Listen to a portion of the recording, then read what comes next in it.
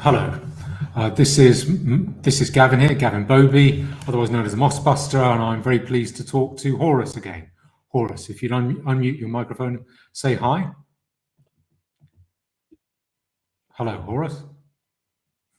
Good afternoon. Sorry, there's a little bit of delay.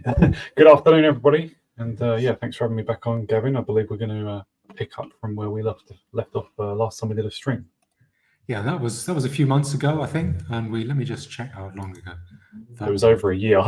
It's my fault. Yeah, you were up for doing one straight away. I didn't know what I was going to say on this one, so I had to take some time to get my ideas together. I think it was sort of July or August last year.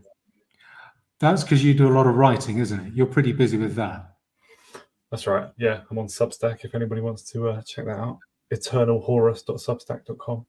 Can you tell us about what do you do? What sort of things do you write about? Just tell us, please.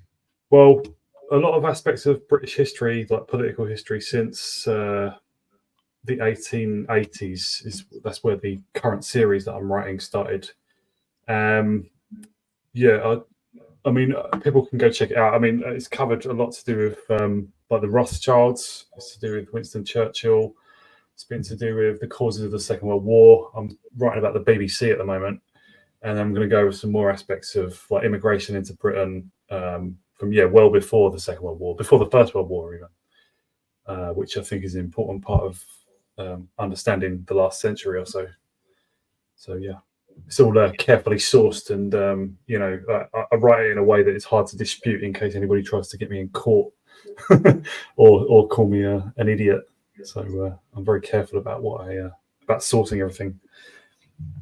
It's peppered with references, yeah? Yeah, absolutely loads. Too many, probably, yeah. I think your writing style is really first class. So I would encourage people to give you a look. Well, I'll reciprocate by encouraging people to check out your mosque busting work, because it always needs more donations. I've tried to help with that. But Gavin's prevented, for anyone who doesn't know, they should know by now, shouldn't they? But you prevented how many? I think it's 61. I think I looked 61 or 62. Yeah, out of 100 odd that you've challenged, about 100 you've challenged. 101, 102, I think. It's about every time it costs money, and the more people donate, the more mosques can be prevented in Britain. So. Yeah, and it's great, and I get to feel like James Bond for 24 hours when I'm not run over. You don't look like James Bond, but yeah, you get to feel that. I know. But I can imagine for 24 hours. I can. But no, I mean you don't recklessly drive buildings through cafes and restaurants and stuff. You know, drive. Have you noticed that about James Bond films? They're just like the insane things he does. It's like implausibly reckless. Yes. Like in the start of one of the Daniel Craig ones, he drives a motorboat through some restaurant, like somehow, just leaps into the restaurant in a motorboat. And just drives through as though you can guarantee in advance that everyone's going to dive out of the way. Absolutely absurd. Yeah. But you've got the style, just not the insanity. Thank you. Smarter than James Bond. That's all right. he gets up my nose a bit in the way that the Churchill myth is a bit irritating as well. I'll put them in the same vein. I've been reading quite a lot about espionage recently, so again, that's coming into what I'm writing on Substack. Getting into stuff about the Cambridge spies and MI5 and MI6. Really interesting. Very. Do you mind if we get back to what we're going to talk about, though? That is, we spoke a year ago. Do you want to sum up what we were talking about last time? If you probably remember better than me. Yeah, so I mean, this is prompted by what you started talking about on your solo streams on your own channel, solo videos about how you expect what the next decade or so to unfold, and how the problem of immigration into Britain is obviously being deliberately brought in, which, as you've said, is to grind us down, to make us easier to rule, to make us less likely to rebel or become any sort of problem for the rulers. The problems of immigration, although absolutely terrible, may solve themselves, may begin to reverse themselves if, as you expect, the state ceases to be able to fund itself, ceases to be able to provide not only public services, but even really basic, the most basic things that we think of as the essential functions of the state. And as that happens, life may become intolerable. Like there's a likelihood that people will separate out, largely along ethnic lines, that they will seek their own sources of law if the state ceases to even provide law. And on that basis, you'll have whole areas that are left to like the ethnic minorities, and they will find it unviable to stay here and will start to self-deport, self-remigrate. We spent the last stream exploring all the aspects of that we could think of, really. I think trying to challenge the idea. It's an idea that I'm largely persuaded of, but we were trying to find the faults with it, and encouraging others to have their input as well. And what we didn't get to last time is the question of like how. I mean, this is the bit that I'm least clear about how this can be solved. Like what kind of solutions there might be in this scenario. So I believe you want to talk about that this time, right? Yes, and I think an area of difference between us was I think that this process, the breakdown of the economy, and therefore the breakdown of the welfare state, that could lead to a breakdown of the state authority itself. And I think your view is you found that hard to envisage. You found that a bit of a stretch to say that the whole state authority would go down. You could see a big crisis like that, but you thought maybe a rump state would likely always persist. Yeah. Yeah, so, I noticed. Someone said similar to what I think in the comments under the video we did last time, that there's just an extreme determination among the people, at least the most intelligent of them, the people who control the state, to just never lose power, because obviously it's what they want, and their lives perhaps depend on it as well. And so I just wonder if there is some way that you and I can't foresee of them staying in power, even though it seems impossible as far as we understand. But yeah, that was one difference we had. I guess what I would say is, can the welfare state, can it continue, can the economy and the welfare state continue the way they are? That's the first question. I want to go. I'll deal with that. And then the other question is, how will people react if the welfare state goes down? And the first question, for instance, I read that Starmer's recent proposed tax changes are causing an exodus of high earners. I don't like inequality. I don't like the English class system, but I recognise that taxation is not the way to reduce it, and it just dumps prosperity. And that what some London firm has said is that by 2028, the 500,000 top earners could just decamp, go abroad to escape British tax rates, particularly capital gains tax rates. And I did a bit of homework on this, and the figures. This is just to give an example. The top 1% of taxpayers represent 330,000 people, so not 500,000. So 500,000 is 1/3 more than that. And that top 1% of taxpayers bring in 1/3 of all income tax receipts, and probably a larger share of total tax receipts, given that there are other taxes that they will be paying into, like capital gains tax and inheritance tax, which yield more. Yeah. So, although sales taxes like VAT are more evenly balanced between rich and poor, but so if that is even halfway, supposing that's halfway right, and the top 250,000 leave, that's probably still, I would say, at least 20 to 25% of all income tax receipts. Now, that's an example of just how fragile things are. And I certainly I do not believe for a moment that that state finances are in anything like the healthy shape that even this government is saying they are at the moment. I think there's all kinds of debt hidden away in the various agencies like the NHS, the court system, the school system, local authorities system, and they're all going down. They're all broke with big debts. I think it was calculated about nearly $1 trillion amongst local authorities in general. So. God. The point I'm making is, let's say tax takes suddenly you get next year there's a real dump, or the year after, let's say, a real fall in income tax rates. Suppose they have to cut welfare payments by 20%. Yeah, that's not just means testing the winter fuel allowance. What was that? Was that 3 billion or 1.3 billion? I can't remember. People can look it up. Not a big. I think it might have been 1.3 billion. Actually. Not a huge amount. But supposing everything across the board, so 1 in every 4 or 5 hospitals has to close. The state pension becomes means tested and then frozen and then cut. The army is 1 in 5 soldiers is let go. Maybe 1 in 5 local councils ceases to operate, and suddenly they say we're not going to pay housing benefit anymore. The government said we just the money isn't there, we can't afford it. Then how will the population? How do you think people?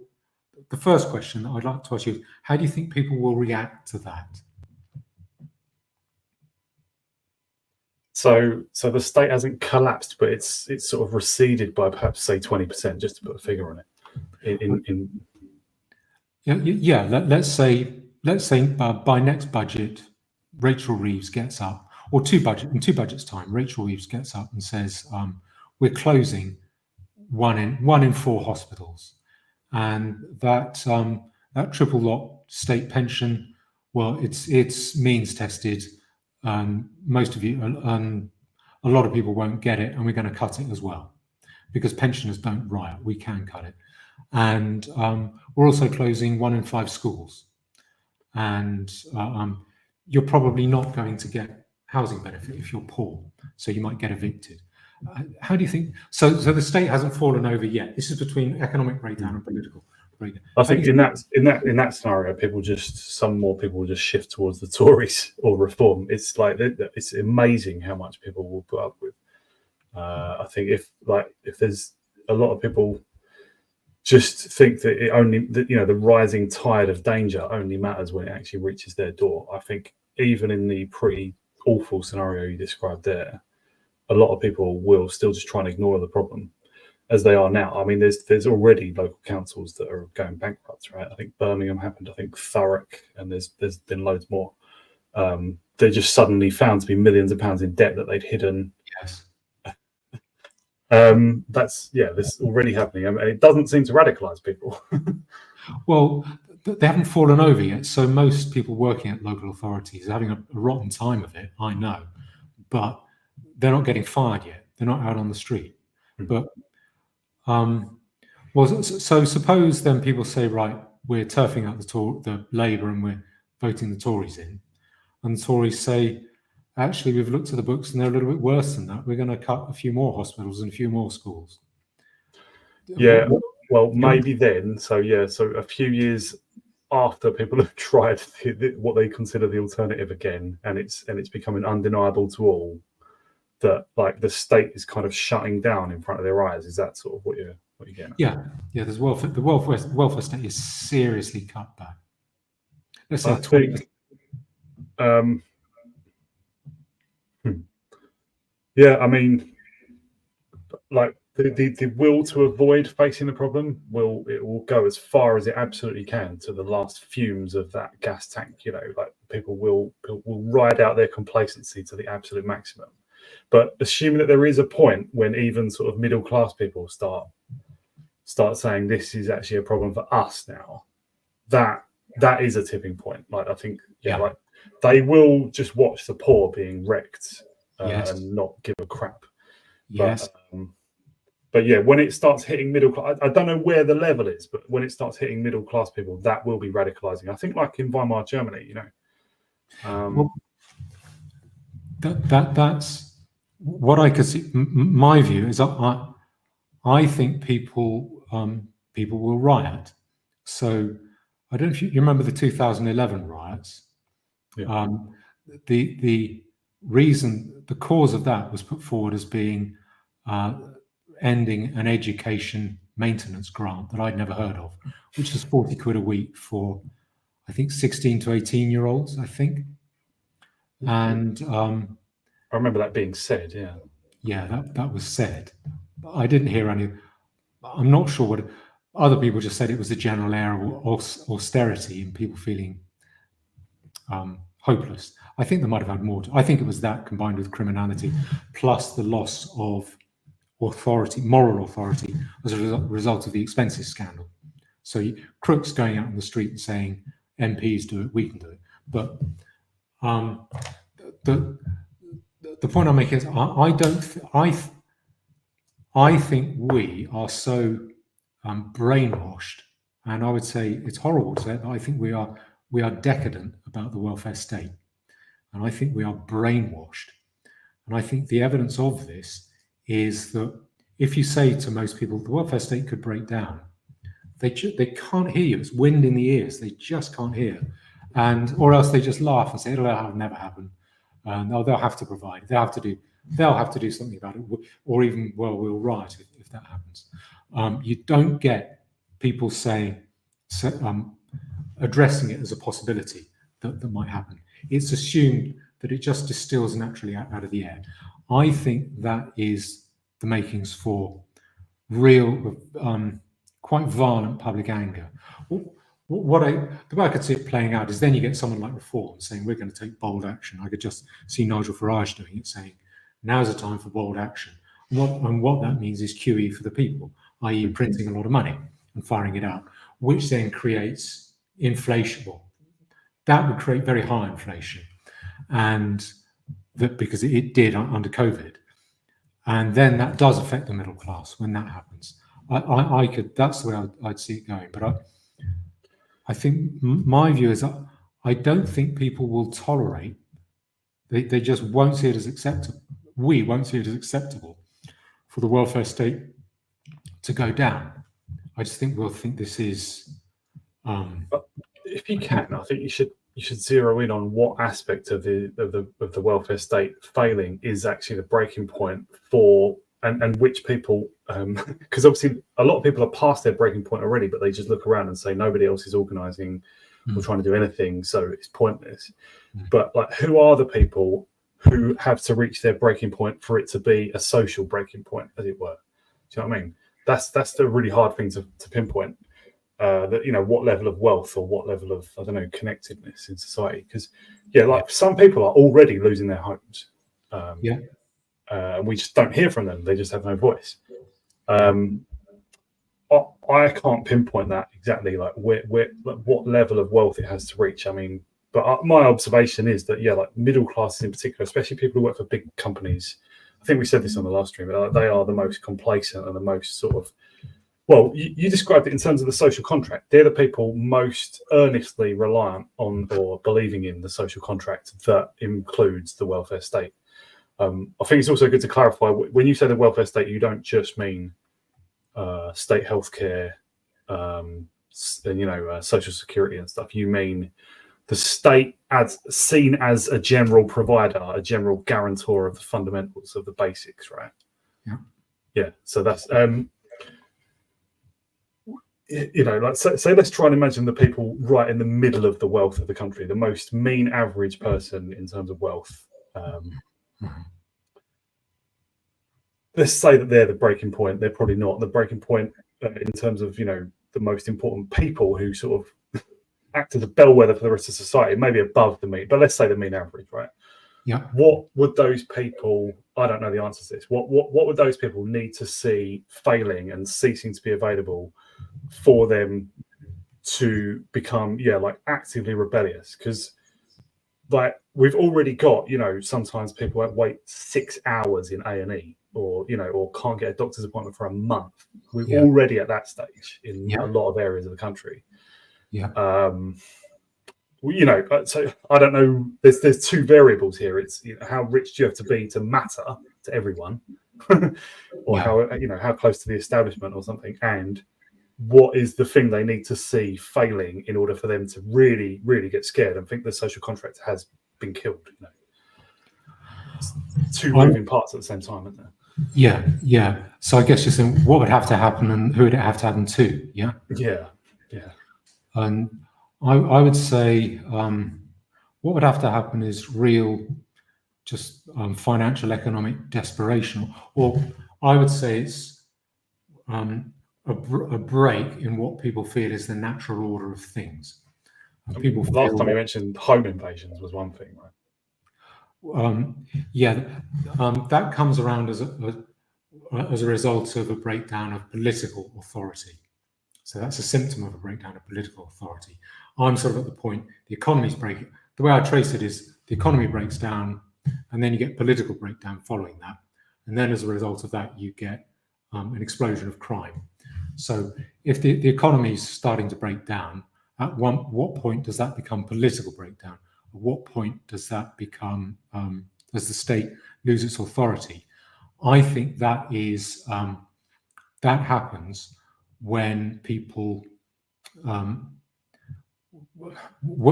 feel that the welfare the state is supposed to provide isn't provided anymore. The state can't look after me. The state isn't doing what it's always promised to do, which is to take care of most of the problems that adults are supposed to take care of. So healthcare, schools, particularly money, guaranteeing that you get a reasonable level of income.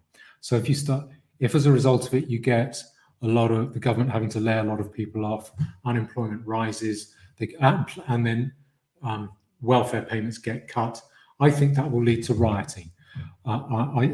That rioting could be contained. I think you're probably right that once the middle class rebel against the system, that's when it goes. But I don't think that doesn't mean that poor people don't matter. I can see a lot of people rioting and simply saying the authority has no power over us, but doing it in much greater numbers than happened at Southport, so that the police just can't keep hold of it because the thin blue line is far too thin. So I think those riots a few months ago were really tiny, aren't they? You're talking about something involving like tens or hundreds of thousands of people, right? Yeah, because I think most people are not that concerned about civilization, or really are not that passionately concerned about mass immigration. I think not yet. Unfortunately, I'd like to be persuaded, but I think people are passionately concerned about welfare, as you see with the means testing of the winter fuel allowance. People feel really strongly and passionately about that. So I think when people feel what they've been promised, this sort of underlying deal that's gone on for the last 70 years at least, certainly since the 60s, if people feel that the state are just not sticking to their end of the bargain, then I think people are going to say, we're not sticking to our end of the bargain either. And that's when I think you'll start getting social unrest that the authorities just don't have the means to control, possibly calling in troops to quell it pretty violently, because the numbers are so great, too great for the police to hold back. And I think probably it might be possible to contain that, but I think the political authorities already have lost a lot of credibility amongst middle class people as well.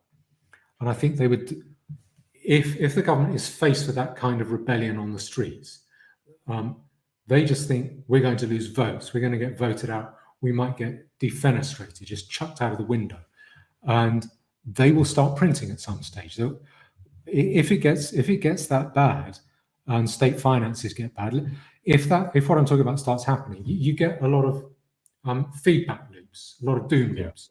So then other countries don't want to buy British. They don't want to lend money to Britain. They don't want to buy British bonds anymore. So suddenly the interest rates on those bonds go up. That pushes up interest rates, which harms business. And then banks start falling over. And banks, again, are very vulnerable because they're incredibly leveraged. They've lent out all their money. They don't have any margins. So they're really on a fine margin. And those stress tests they're just the same as the stress tests that happened before 2008. They could easily fall over. At some stage, the state is going to say, there's only one way, it's bold action. I can picture Nigel Farage saying this. Bold action is necessary. We're going to have QE for the people. There'll be some form, they'll have to do money printing, and that is when the middle class go down, because you get inflation, and that affects middle class savings, middle class incomes.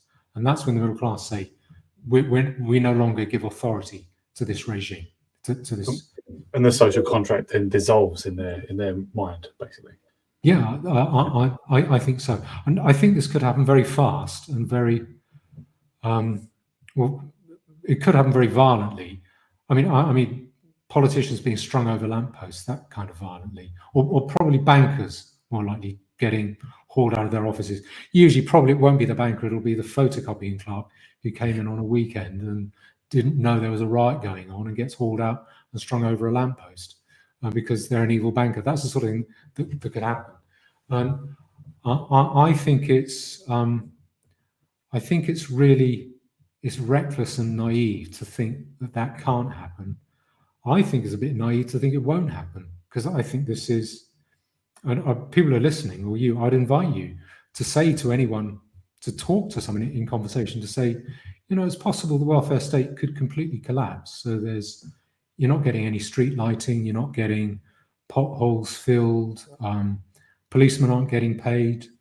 They might be the last ones to keep getting paid, but local town halls are getting closed. There's no dole money, no rent subsidy, nothing. And if you say that to people, they'll just say, it's not because they know. They'll say, oh no, that'll never happen. Don't be silly. Don't be silly.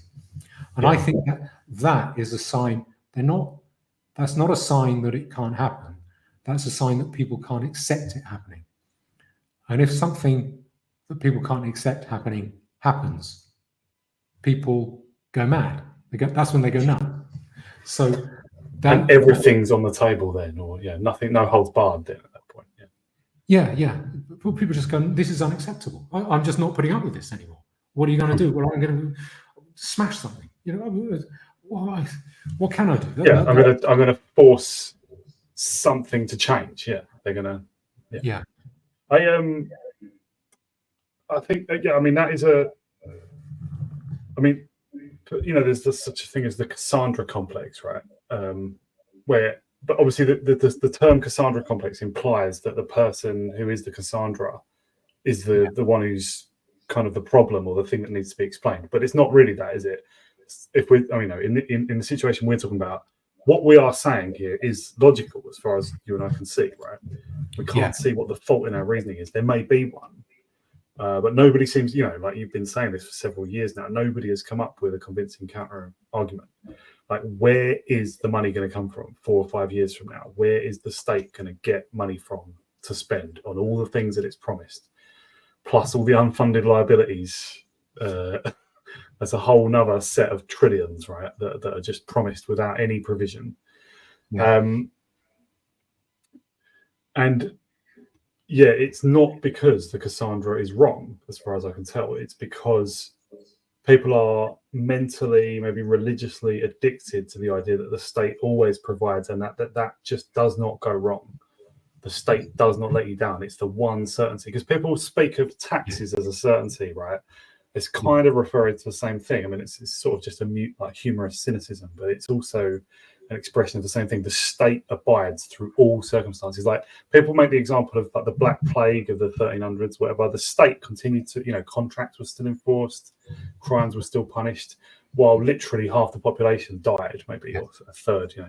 The state continues to abide, and people can't. But we are in a situation that did not exist then, and we're in the fiat age, the age of fiat money, where politicians operate on unreality. They believe that they can just defy reality, and they really do believe it, and so do their supporters, or at least tacit supporters or acceptors, which is, it seems, a majority of the population.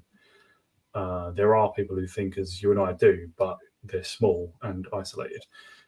The ordinary belief is to just reject the possibility, but irrationally reject the possibility that the state can break down, but for no reason. Just because basically they just look around at everyone else who they consider their peers, right?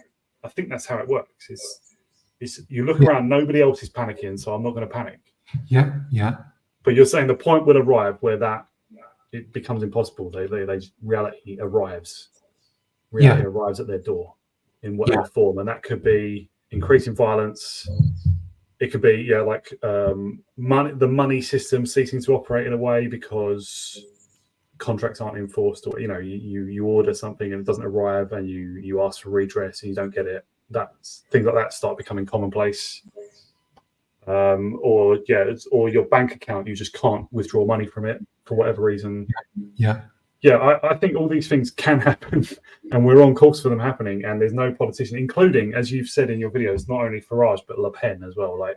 And there's equivalents of Farage and Le Pen in most countries. This what they call national populism or national conservatism is not a solution. And populist figures are even more likely, if anything, to just promise QE, like you said, QE for the people, populist monetary policy, which again does not attend to the reality. So what my mind keeps returning to is, not necessarily that we can answer this, but like you said that if you get QE for the people, you get the inflation happening. We already have a serious inflation problem happening right now. I mean, they're saying that the RPI or whatever is down to 2%, so everything's all right again, which is preparation for more QE, right? That's why they say that. That's why people like Paul Krugman and Keynesians and so on will say that, and MMT people even more. But statists in general will just always try and justify more spending, stimulus, and so on. But we already have what I reckon is at least 20% inflation yearly now. That's really bad, and that's also several years after the stimulus that presumably triggered it off, which happened in 2020, right? It's just rolling on. I think that may be a sign that we're already in runaway inflation, the lower sort of reaches of that. Because things may just be going up because everything's going up because production is interdependent. We may already be in runaway inflation. And people, as I say, some people are already losing their homes, sinking into probably drugs and booze, if they can afford it, or sinking into crime and sinking into homelessness and just other kinds of desperation. I see more homeless around, and they mostly seem to be British, from what I've seen. You don't see many homeless foreigners, weirdly, so we're already in what is a crisis for loads of people. And yet the tipping point, we don't know where it is. But I do agree, it's really hard to be really specific about it. There's certain things that people consider to be the basis of a social contract. Those things rely on the state continuing to be able to finance itself. That is going to fail. So the social contract will be broken. So I do agree that at least, I don't know about rioting specifically, but people will basically withdraw their consent from the state, cease to see it as a provider or a guarantor or a protector, and then act, as you've said, to form their own sort of law society, or sort of their own law arrangement. Logically, that does make sense to me. It's very hard to envision because I'm so used to people behaving in the complacent way they do, but logically that makes sense. If you cease to get the things you consider necessities, you seek them from some new provider. You've said that can come together quite quickly, right? Once there's a sort of a collective sense of the end of the social contract, then that could happen in a matter of days, right? Put together the new arrangement. Yes. Do you mind if I deal with this, and then we can deal with how I think how it might roll out, how we might solve it. When I say to people, the state could break down, it could just go. I think this is an unavoidable part of it. Either because of the debt bubble that we're talking about, fiat currency and government overspending, or because of the problems of mass immigration, just this unproductive, parasitic, violent, hostile mass immigration. That in itself.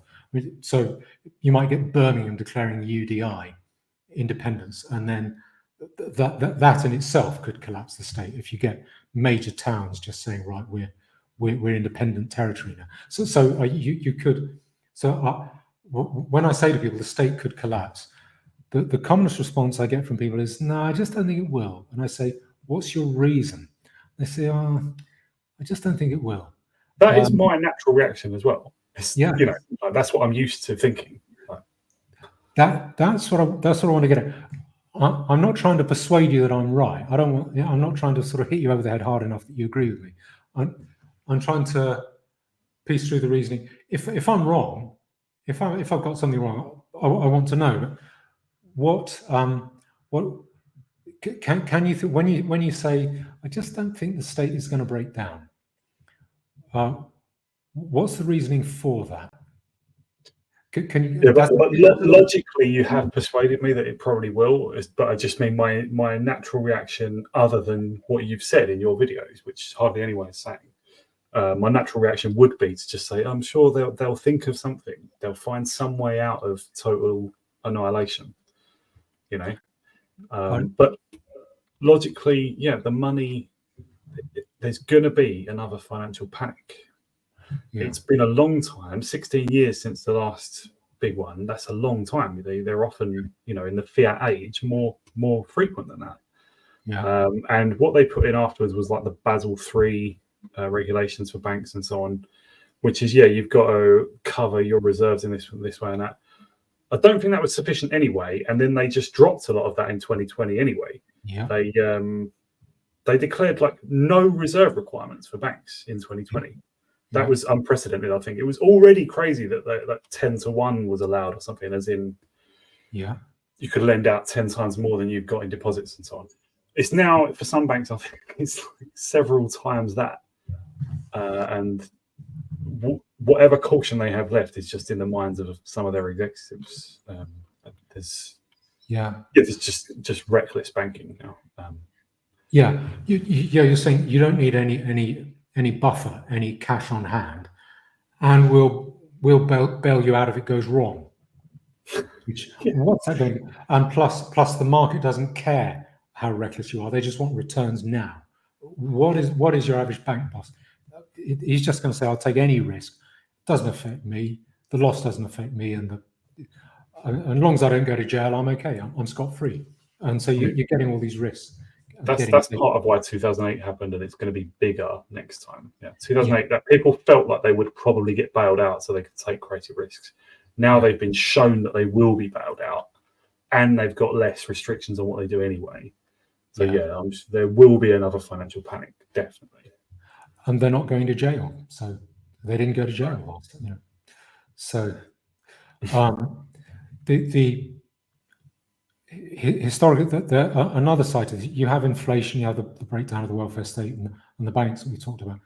Another side of this, which I think is a key like thermometer, a telltale of it, is the size of government deficits, because historically, with the Soviet Union, with Latin American dictatorships, or Latin American military coups during the 80s and 90s, and then with the hyperinflations in Central Europe, they also, one thing they shared is that when the government's deficit, so its annual shortfall, reaches 20% of GDP, that's when suddenly it falls over. Now, I think what happens is suddenly everyone says, no, we don't trust government. Or the way I put it is the window cleaner is not going to clean the council's windows without money up front. And then government just goes into a death spiral because it just has to live hand to mouth. It can't do anything on credit. It can't get any credit. It can't borrow. Borrowers will say, I don't want to lend to you. And people who have already lent to government, they're desperate to get out, to get out of the door. So bond prices fall and the interest rates on those bonds go up. And that's there are a number of people, good people who conducted that research, particularly economists who looked at the breakdown of the Soviet Union. They said that was the point where the state breaks down. And so I think there's a real possibility. I don't see how it's avoided this time. And then if it starts breaking down, again, you get that feedback loop. If its authority goes down, it can't enforce taxes, because the first thing a shopkeeper or small businessman will do, or someone who owes tax will think, well, they can't even stop crime on the streets. They're not going to bash down my door to go through my accounts. They just haven't got the people. The accountant who works at the tax office might not be getting paid anymore, so he's not going to do forensic auditing. So you just go into a death spiral where the more government authority goes down, the more government authority goes down. So it becomes self-fulfilling. And I think that, combined with desperation, I think real desperation about the welfare state, is, I think, would be fatal to state authority. Because what we're looking at, what I'm talking about, is not nice. I'm describing it. It's not because I want to see it happen. I don't want people to think I'm some upper class bad guy who just wants the poor to suffer misfortune. I understand what this will mean for a lot of single parents. There's an awful lot of single parents who rely on welfare just to survive. You imagine a single mum. The example I give is a single mum on the 10th floor of a block of flats, and then suddenly she's not getting any rent subsidy, any dole money. She's got 3 children, let's say, and then gangs start ruling the neighborhood. The stairwell fills up with rubbish and the lift stops working. What does she do? And starve, just stay and starve? It's a really a terrible situation. But that in itself seems to me, the awfulness of it will exacerbate it, make it worse. So the worse conditions will get, the more desperate people feel, the more angry they will get. And who will they take that out on? The people who were supposed to prevent this from happening. Do you follow me? I do. Yeah. And the bit I struggle with the most, I mean, we spent some time on this last time, is that could it not be that the state contracts very, very much, but still is just reduced to a sort of hard kernel of what the state was maybe 500 years ago, which is like, a pretty seriously heavy-armed band protecting, something more like just a monarch, but maybe they're still called the prime minister or whatever, but they're more like just a monarch with a little retinue, but they still have a monopoly on law, at least by their own declaration. Because a lot of the fiat age, what it funds, what fiat money funds, are things that the state at least can do without. It can do without policing us, Yes. I mean that is debatable, because you've said, like, to the extent that people believe that it will depend on us, then that it will protect us from crime and so on. When it stops doing so, then they turn against the state. So we're talking about that as well. But like, I could see the state, contract massively, but it can still raise some taxes. It can still extract some money from the population, if maybe in a really blunt and brutal way, maybe just toll gates or whatever, and just literally seizing people's money from their pockets, sort of thing. But it could probably still exist. Yes. And be a menace in that sense. I mean, but if that did, in that scenario, you still might have someone popping up somewhere that the law isn't enforced, in a remote corner of the country, and just saying, here's a better system, and you can just join it, right now. You can, which is what you've tried to envision this on your website as well, I think, haven't you? Sort of like, propose this system of law for when law stop, the current law stops serving us. Yes. That I do find, that does seem logical to me. That, a point that I would make there, I might be getting ahead of myself a bit, but the point I'd make is that for the state to continue to survive, it has to maintain 100% authority over the whole country. Yeah. And it consists in monopoly in the first place. It has to be a monopoly. Yeah, and it has to be a well-enforced monopoly as well. Not just in name, but in fact. Like, everyone observes it. Everyone obeys it. And for the system that I talk about, which is where people just join, you vote with your feet and you pay your subs to join, then in my system only has to succeed 1% to succeed 100%. If my system gets adopted in a 1% corner of the country, it will very quickly take over the whole country. Because it'll be extreme, like a huge improvement on what was there before. Well, simply because, let's say, I always pick on Hartlepool. Let's say I don't live in Hartlepool. Let's say Hartlepool, yeah. And for some reason, the government just hasn't maintained. Say its coppers are not prepared to extort money out of people in Hartlepool. They're all honest cops, and they won't do it. So the authority of the government doesn't reach. And I go along and I say, I've got this legal code here. It's just a set of laws cannibalized from the existing laws, preventing theft, burglary, and violence. And it costs you 100 quid a year to join. And that pays for policemen and jail cells and custard-faced old pederast judges who are doing it just because they can swank about a bit. And then if I say to people, anyone who joins this gets the protection of the system. And so if anyone commits harm against you, the system, those coppers, they go into operation and they get people. They haul them in front of a court, or if you break the law, you are in front of the courts, imposing pretty heavy, aggressive sentencing. Yeah, maybe having to pay back under slave labour conditions, having to pay back the debt that you've caused through your restitution first, sort of thing. Yeah, you're right. Yeah, and let's suppose that happens, and let's suppose the people of Hartlepool say, yeah, we'll join. There is good protection here. These are the same coppers. It's the same coppers who were policing this area before. They're just hired by our subscriptions. It's 100 quid a year to join. Yeah. Now, and suppose that gets up and it has the same body of law. Contracts can get enforced. Houses can get registered. Your shop can't get broken into. Your house can't get burgled. Yeah. You can, if I buy your car for cash or I give you a dud check for your car, you can sue me. So it's that so people find it safe and reliable. Then supposing that gets up, then I would have thought Elon Musk will start looking at that. He'll say, I want to set up in Hartlepool because here is a lawful, intelligent, orderly people, the English. And there's no tax, there's zero tax. I just have to pay £100 a year to join. And he'll move his whole head office there out of San Francisco to escape American taxes, although they're lower than ours now. He'll say, well, there's no tax at all in England. So, I mean, it wouldn't need to be Elon Musk, just any business in the country is going to say, let's move to Hartlepool.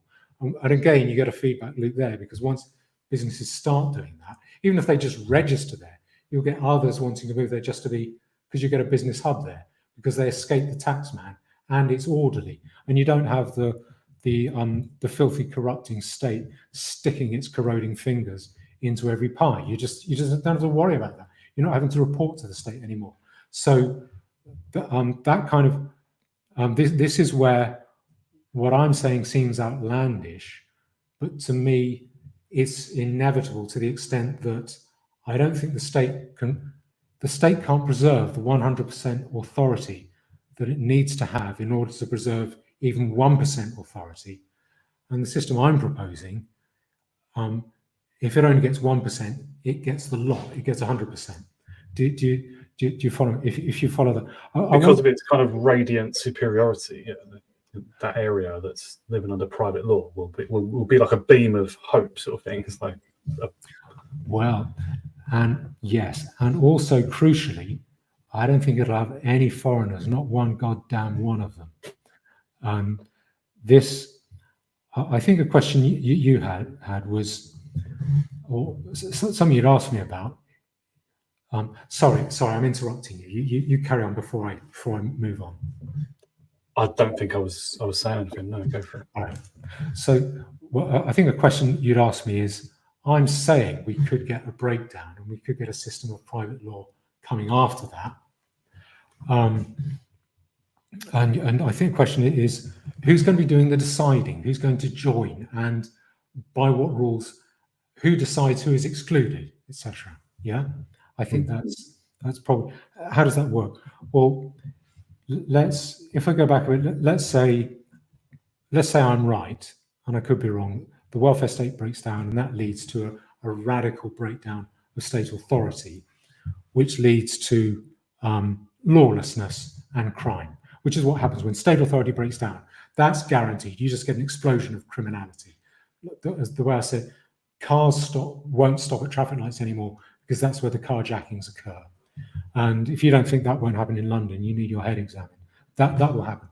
And then suppose I go to, I don't know, where I live out the back of nowhere, or let's use Hartlepool again.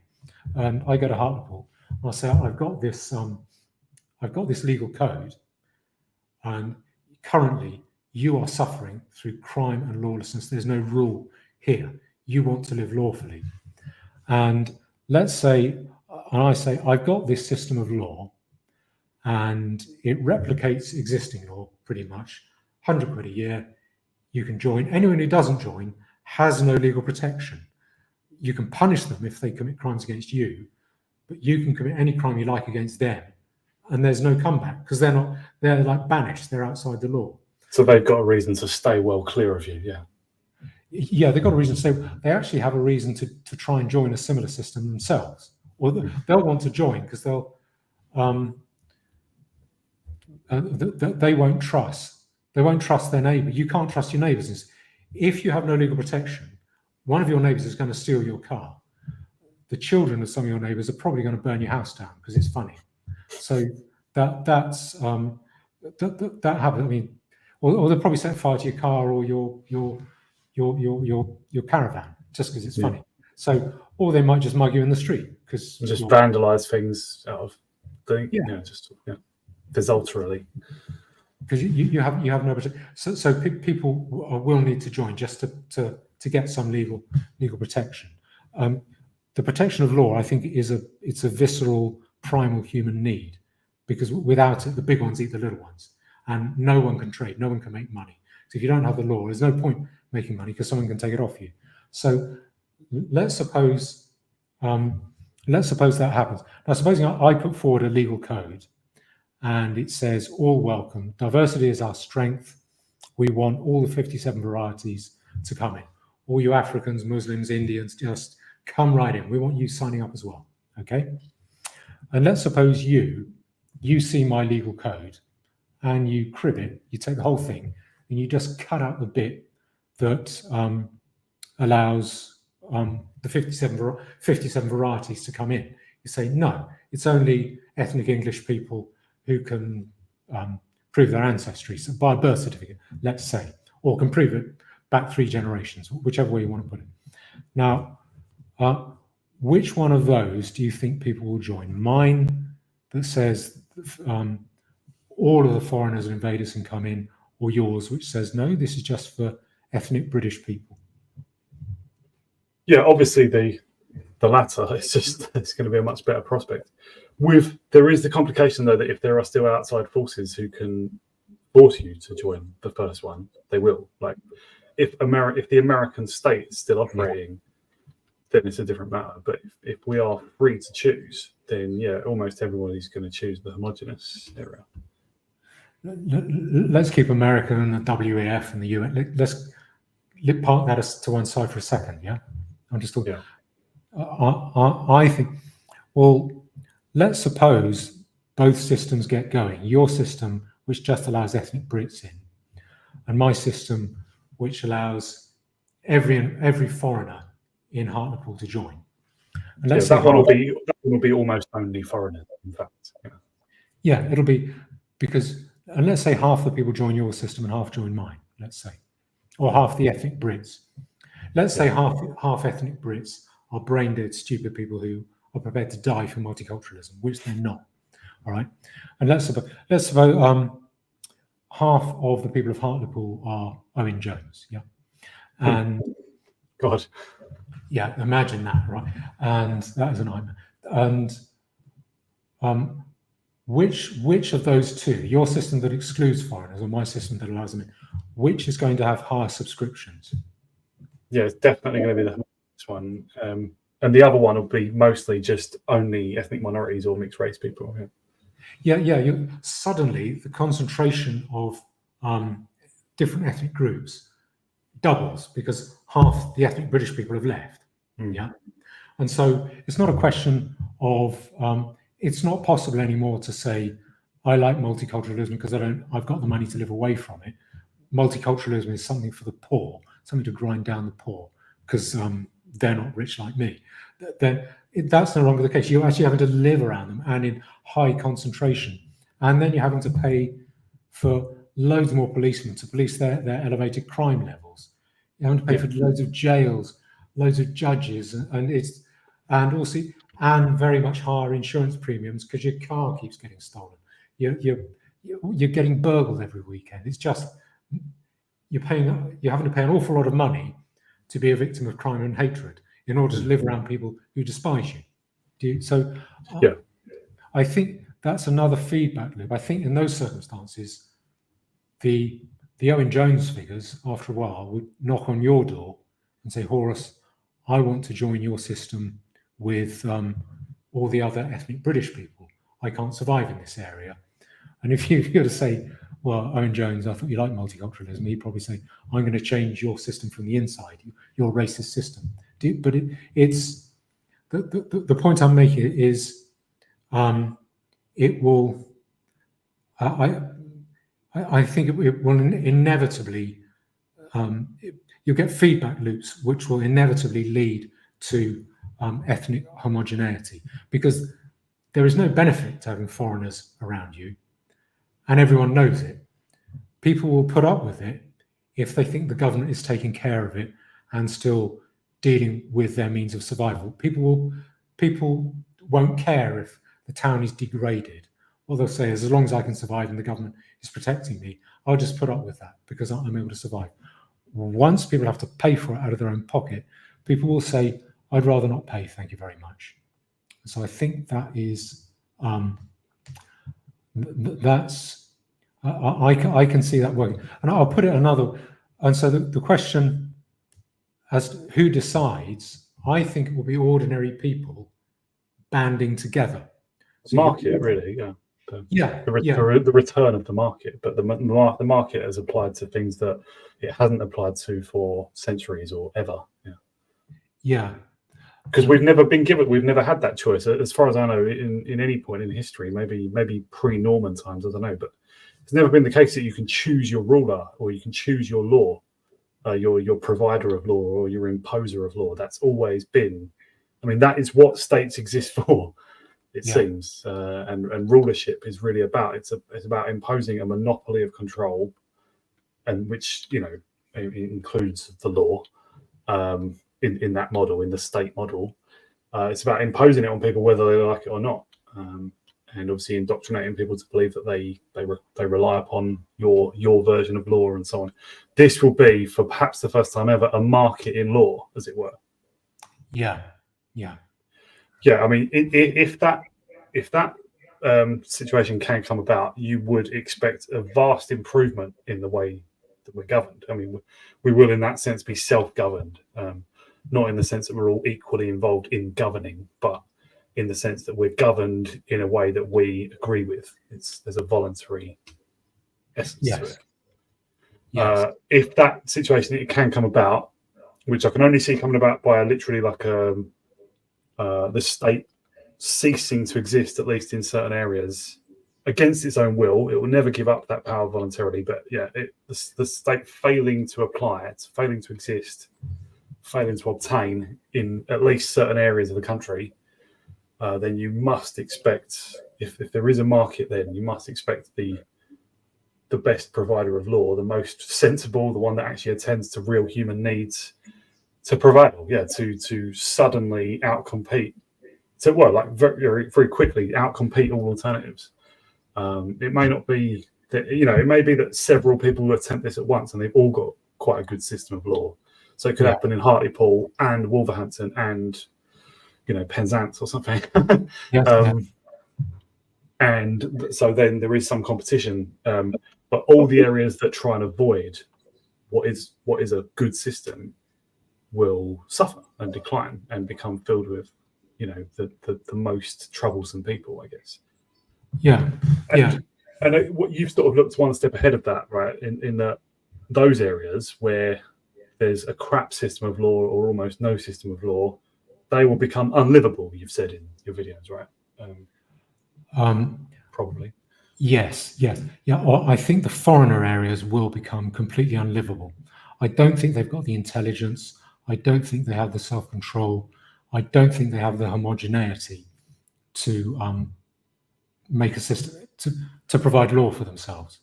Yeah. I think that, yeah. Well, so I would say, yeah, I would say in general, actually, yes. You are right. Areas outside that don't have any system of law will become unlivable. Yeah. Because you could imagine, say, maybe there is, there's still some British people who live in, I don't know, Southall or Brixton or parts of Bristol or whatever, where it's like largely dominated by other races now. If they try and start up such a system, that it may be impossible. Like, it might be not impossible to do this in Whitechapel, right? Because there's just completely dominated by Bangladeshis. So the people who want good law, functioning civilization sort of level law, in those areas, are probably either going to have to move out or fail. And those areas, say the Bangladeshis are strong enough to dominate certain areas, those areas will just function much like Bangladesh does now, or even less well. And I just imagine sewerage being one of the biggest problems. Like, if you can't dispose of human waste, you will get disease, and people will. I mean, even barbaric people will find it intolerable, and want to move away, or will just decline. They just won't be strong. They won't be a threat to people. They won't. I imagine. So I mean, logically this does make sense. It goes against all my experience of life, but it does make sense that if the state can get to that stage where it's losing control over certain areas, that triggers off the need and the attempt to establish a new law arrangement, a law society that's fundamentally private, that's not imposed by force, right? Although there's a force element in that it imposes itself to prevent crime and so on. Yes. And that, I mean, you've said also that those areas will presumably rapidly be very prosperous. They will. I think so as well. There's no tax man, so incentive to work and produce rises. But every business around the country wants to locate where there's no tax man, as long as there's law. And they'll become places of great trade, you'd imagine. Trade, I said. Yeah. It'll be a place. It'll be a site of trade, wouldn't it? Like a place where law functions, because it's a place where you can place orders, maybe have like bills of acceptance and so on. Whereas that just becomes impossible in other places, right? Yeah. And it'll be the place to site any business, and it'll be a place to just attempt enterprises on a small or big scale, right? It'll be just a place where people can set up a stall, let alone a more sophisticated business. And it'd be a place presumably people want to move into, or like say it's Hartlepool, adjoining areas will just say, can we come under that same umbrella? We'll pay the fees. So then it enlarges itself. Presumably. People voting with their feet, saying, I want to bring myself and my house and garden inside your system. So in numbers and in land, it just grows. People say it's very orderly. It's nice and British.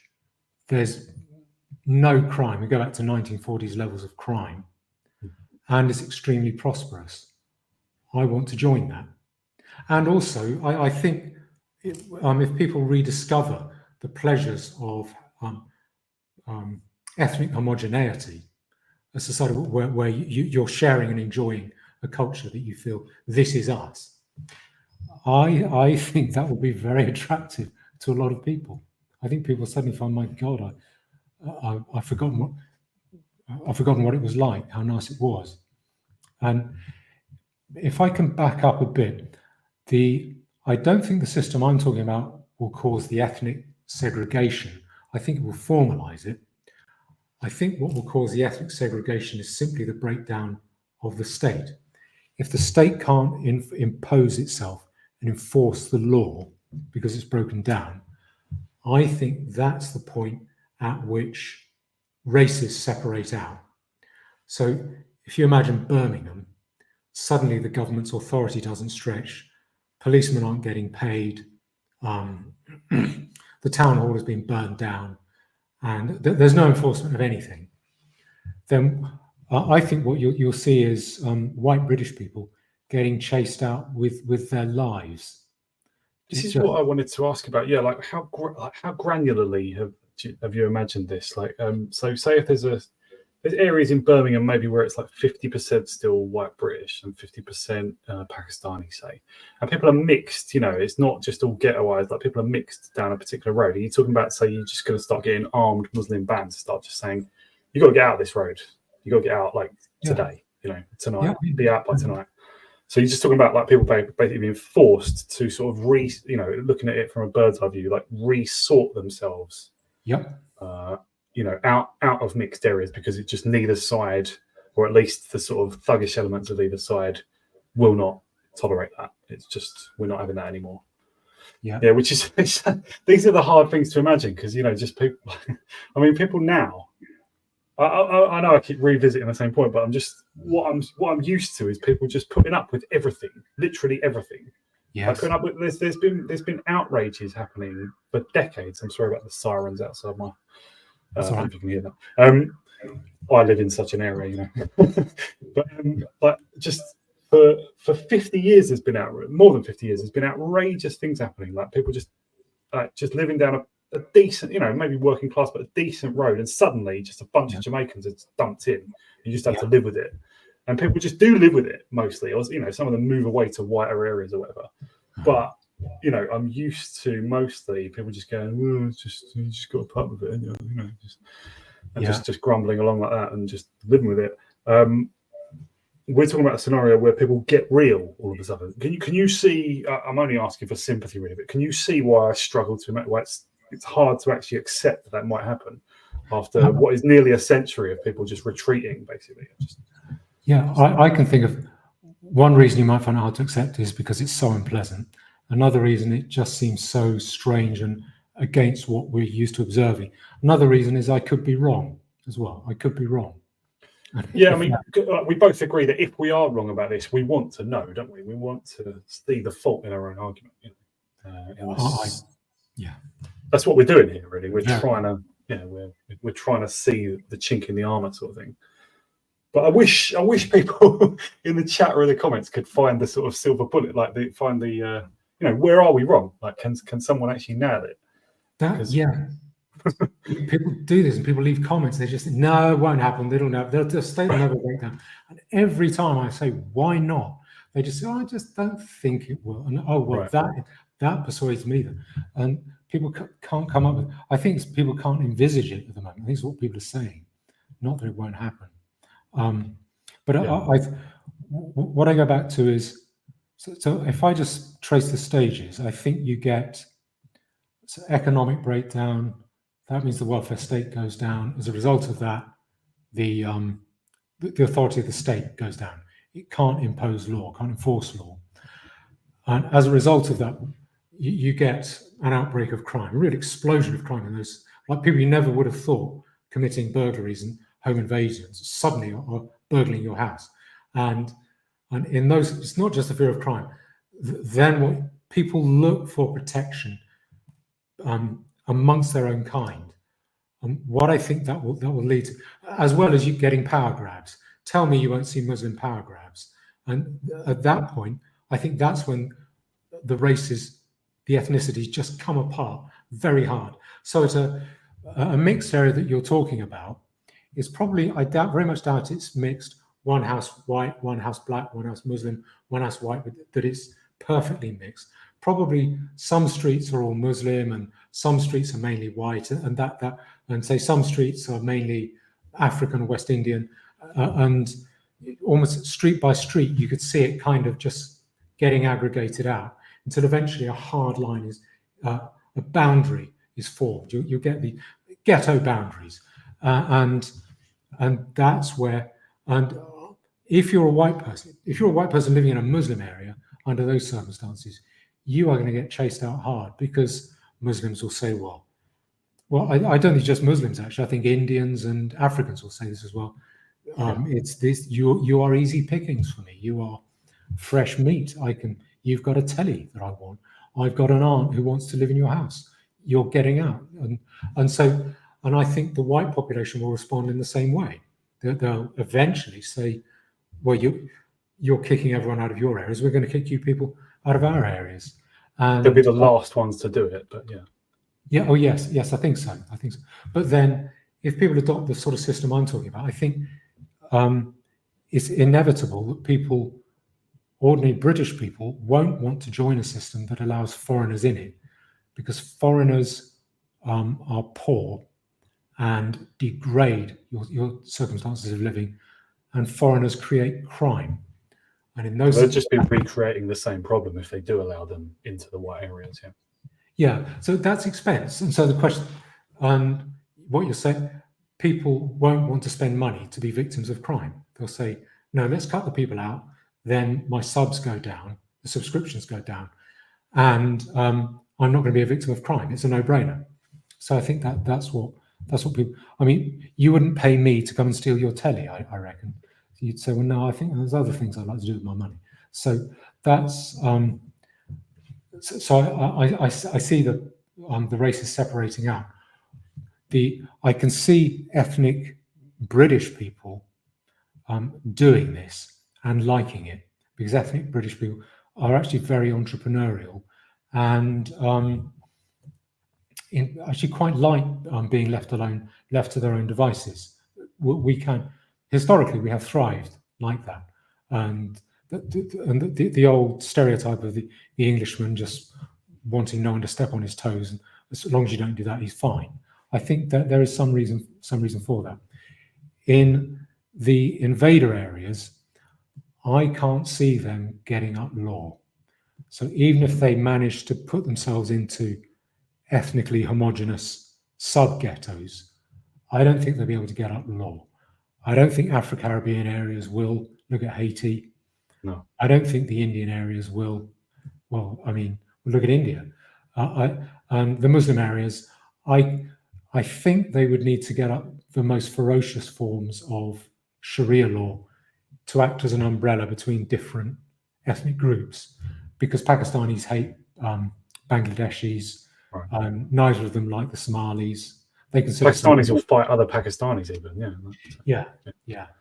And God knows what they'll do to the Shia. So you'd have to have the closest they would get to law is a really ferocious, horrible, even for them, horrible form of hardline Sharia.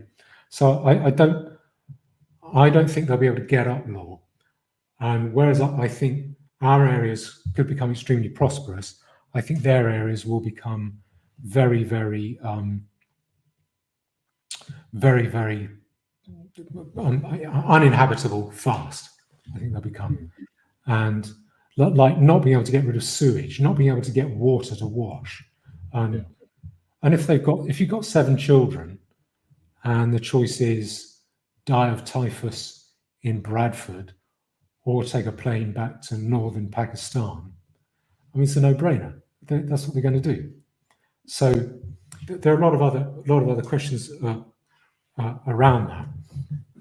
But I think the main question is, what will outside forces do? But I think it's a step-by-step process that has the benefit of various feedback loops that come into play. That mean I don't see how it's avoided if the state authority does break down, as I think it will. Provided that happens, provided there's.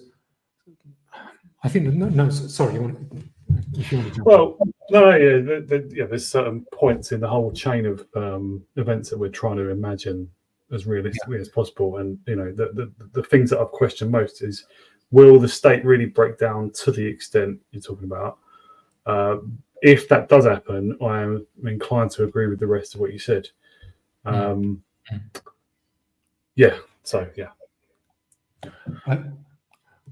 guess what I would say is, doesn't really matter whether the state breaks down. What matters is whether it can impose its authority.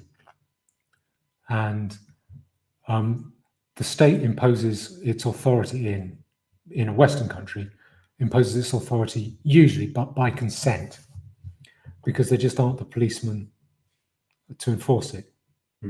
So, and it tends not to use terror as a mechanism, like torturing you to death. That tends not to be so. Or confronting crowds with armed, soldiers, ranks of soldiers pointing guns at them. Things like that. Yeah, that's something they try to avoid. Yeah, or picking up any dissident, torturing him for 2 weeks, and then dumping his body in the marketplace, which is as a warning to others. That tends not to be what the British state does. So you might see a rump parliament continuing, which I quite like. I think people like parliamentary debates, but I think what you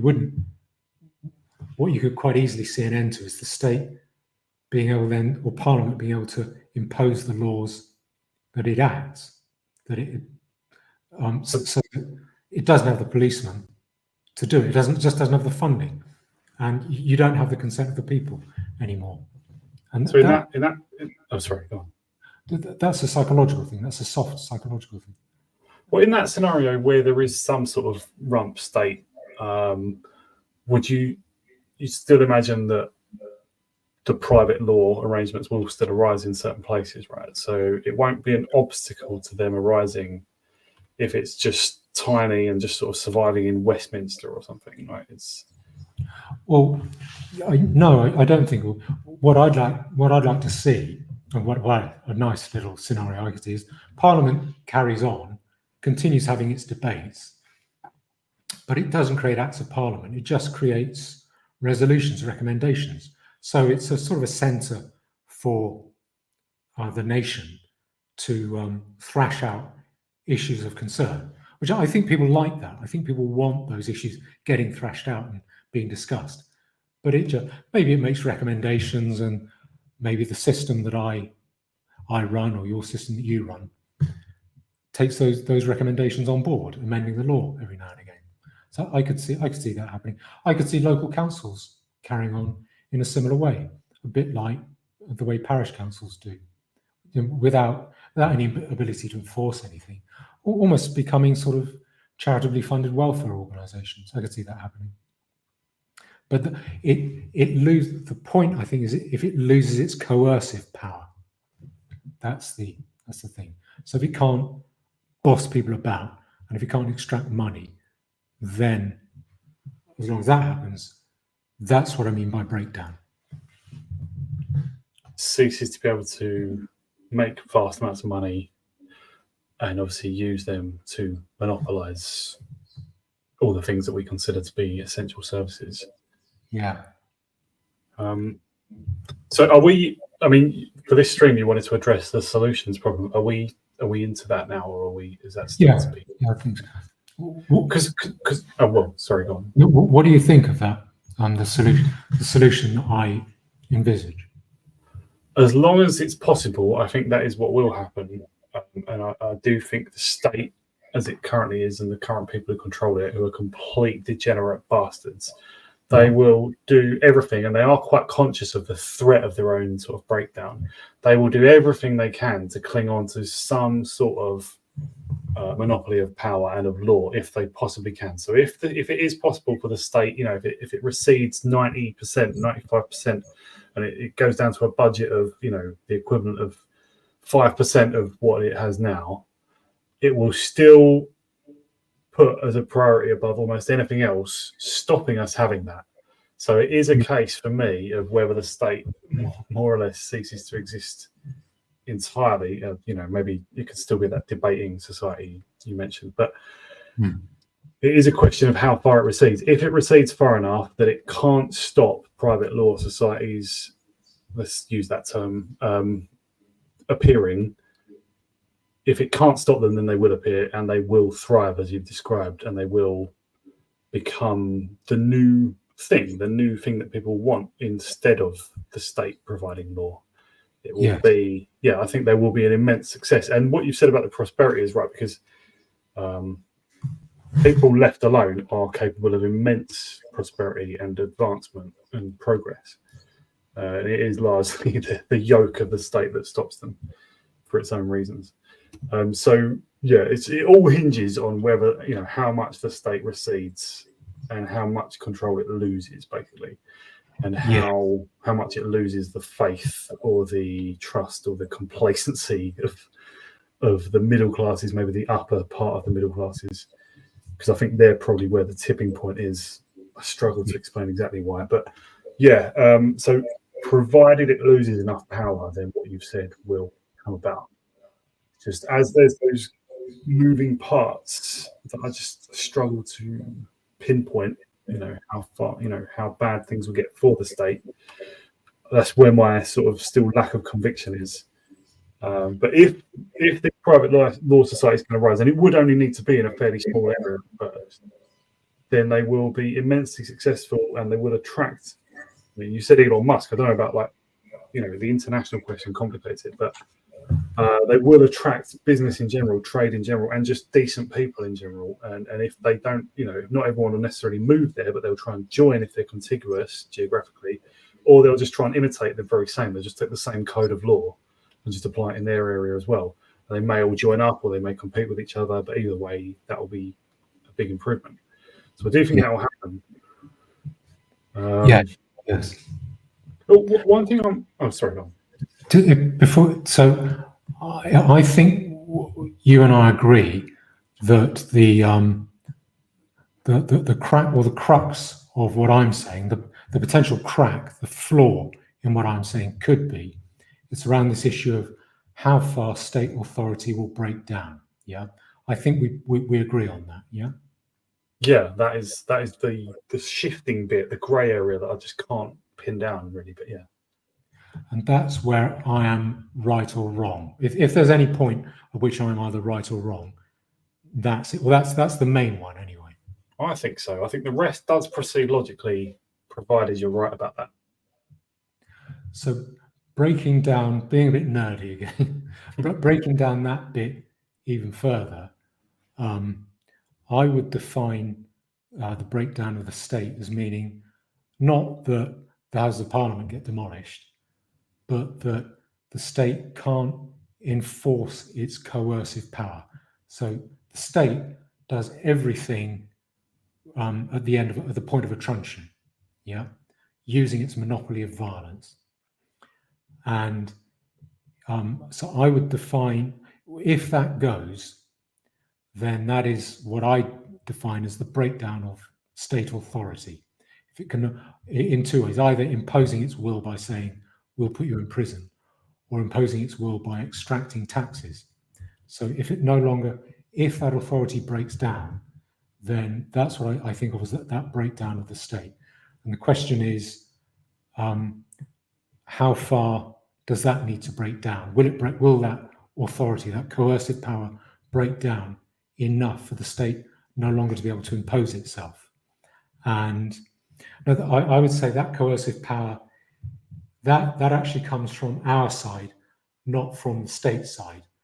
What we're really talking about when we're talking about the state's coercive power, we're talking about the consent of the people to accept that power, because there just aren't enough policemen, there aren't enough tax investigation officers to impose it on us against our will. It requires consent, and so the question is then, will that consent to be governed by the state break down, and how far does it need to break down in order to be considered to have fully broken down? I think have I summed it up? Have I sort of broken it down a bit better?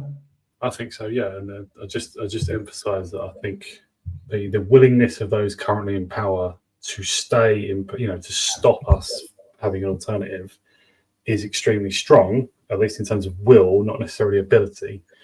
And the willingness of people, especially sort of the upper middle classes, I don't know, like the corporate people who work for corporations and in fairly well-paid jobs, their will to avoid facing problems is very, very deep as well. They will do that in almost all circumstances. Like they will only cease to consent to the state as is if they really feel forced to. It's the only circumstances they will ever withdraw their consent for the current state. Is when they feel like they cannot live in any other way. Yeah, they are degenerate addicts. They are power is an addiction, and they are the worst degenerate addicts who happen. The drug they have, power, seems to be healthy, so it doesn't kill you and make your teeth fall out. It doesn't give you meth mouth. You just it seems such a nice healthy thing to have. So it's I think it's the worst form of addiction, and they are wholeheartedly they have that addiction. There's nothing they won't do to you. And a large part of the public has a similarly strong desire to continue obeying them as well. Yeah. To not challenge them, to not stop relying on them. Sorry. Yeah. It's really most like it's just a certain, I don't know how big, but a certain part of society wants more than anything else to avoid facing grim realities. Yeah. Which grim realities? That the state isn't really looking after them and doesn't really have their back and isn't really as strong as it seems. Yeah. Like if they can continue, it's just an addiction to the state itself as it currently exists. So it's religious and it's like an addiction at the same time. Yeah.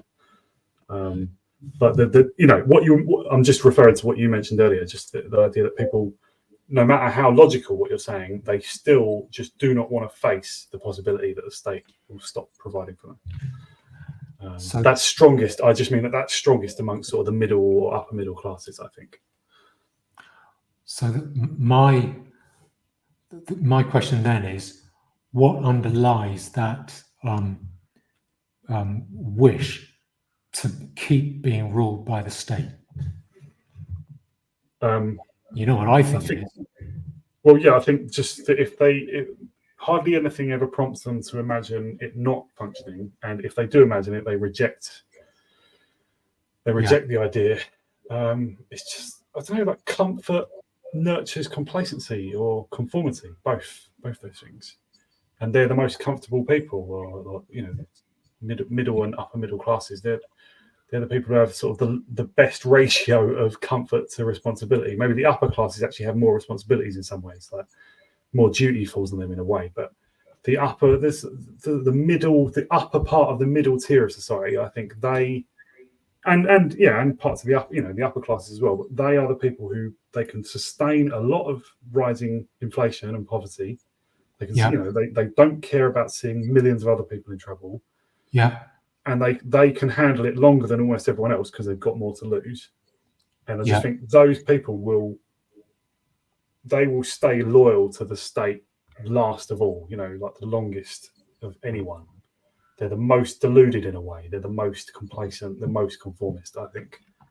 And those, and like while those, what the process we're talking about can't happen until those people are screwed as well. So it's whether it gets to them. I wonder. I would put it a bit more broadly than that. I think there's a horrible phrase I've heard, which is, "As go the middle class, so goes society."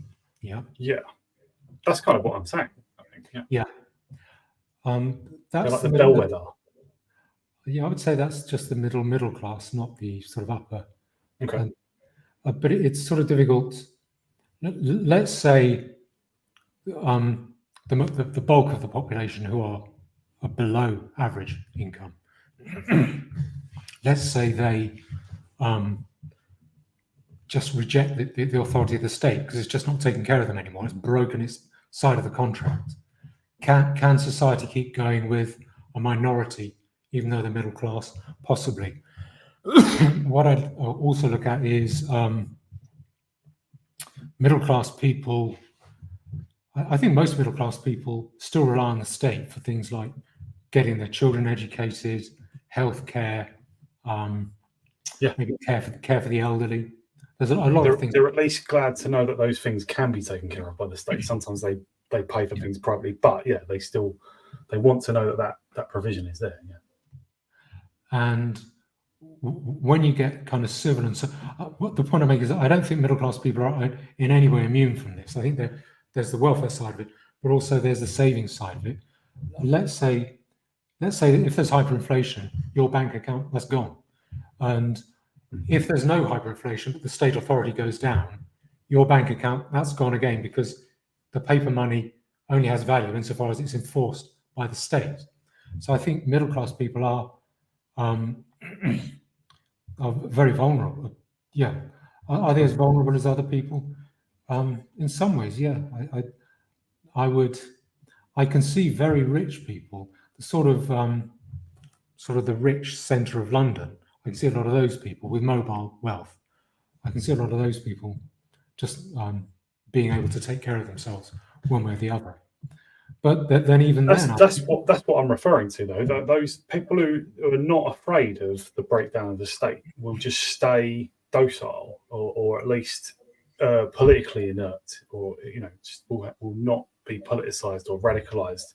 They won't look for alternatives because they're already providing for themselves, or already prepared to do so. But there's another side that the very rich tend to suffer. Middle classes who suffer by hyperinflation, but also the very rich, so that during, say, the financial crisis of the 70s in Britain, that's where you saw, I think, the top 1% was top 1%, half of 1%, sharing its wealth with the next 5%. So there was a shakeout there, and it tends to be, and it does affect rich people, because suddenly you can't invest in the stock market because it's falling. They lose a lot of money in the stock market. Other investments go down, property prices go down. Let's say you're a big landlord. How do you enforce rents in Southern? No one's got any money to pay you. You probably just let people carry on living in the houses, I guess. That probably would affect rich. It would affect rich people's investments as well, I think. So I'm not sure. I think very much. My mind goes to the breaking point for each person. It's obviously different. I mean, but for people who rely on the state entirely, there actually isn't a breaking point. That's why I talk about the middle classes, or the working classes in the real sense, and they actually work for a living. For the working class, it's already terrible. Some of them are literally, I think, losing their homes, and yet it doesn't trigger off riots or anything like that. Yeah. That's why I keep returning to the middle class, because it has to reach them. It appears it has to reach the tide has to rise as high as their door. Yes. I don't know why. I can't explain that social dynamic, but for some reason, I just imagine if it reaches a certain level of wealth, then it does trigger off rebellion of some kind. And we're just still a fair bit below that point, but we are approaching it, and I don't see what avoids reaching that point. So I think you're right. It's a case of enough, or the right section of people have to be, have to have the world destroyed under their feet, sort of thing. I don't know what the right term is, but yes. But in your scenario, that does happen. Well, I think so. A la Weimar Germany or Britain. That's why I mentioned Weimar Germany, is that I was taught in school that the reason the hyperinflation, there was two different things, but there's the hyperinflation of the sort of early to mid 20s there, and then there was the Wall Street crash.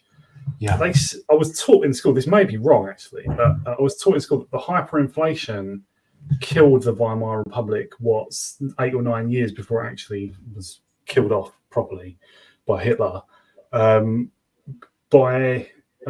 radicalizing enough of the middle classes that they tended to join the National Socialist Party and the Communist Party, both of whom were against democracy, both of whom were prepared to replace democracy.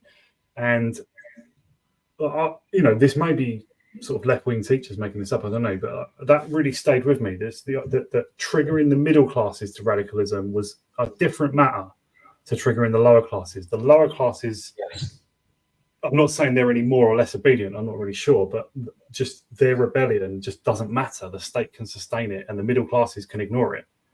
But when the middle classes are radicalized, that's a different matter. There's the number of people left then who are loyal to the state is too small, and it does get overthrown. So it's like the tipping point exists somewhere in the middle classes. I think you're right. It may just come down to the fact that middle class people have the education and self-confidence to make a fuss. I mean, that's definitely a big thing that I've noticed that for a long time in society, that the people who, in this society as it is now, the people who rise to the top are generally those who are just brought up with confidence, which is almost always people who went to private schools. I mean, we're living in a society that's proclaimed egalitarianism for a long time now. And I mean, the entertainment industry and a lot of other things, I'm sure banking, finance, investment banking and stuff, completely dominated even now by people who went to private schools, which is less than 8% of the country, I think.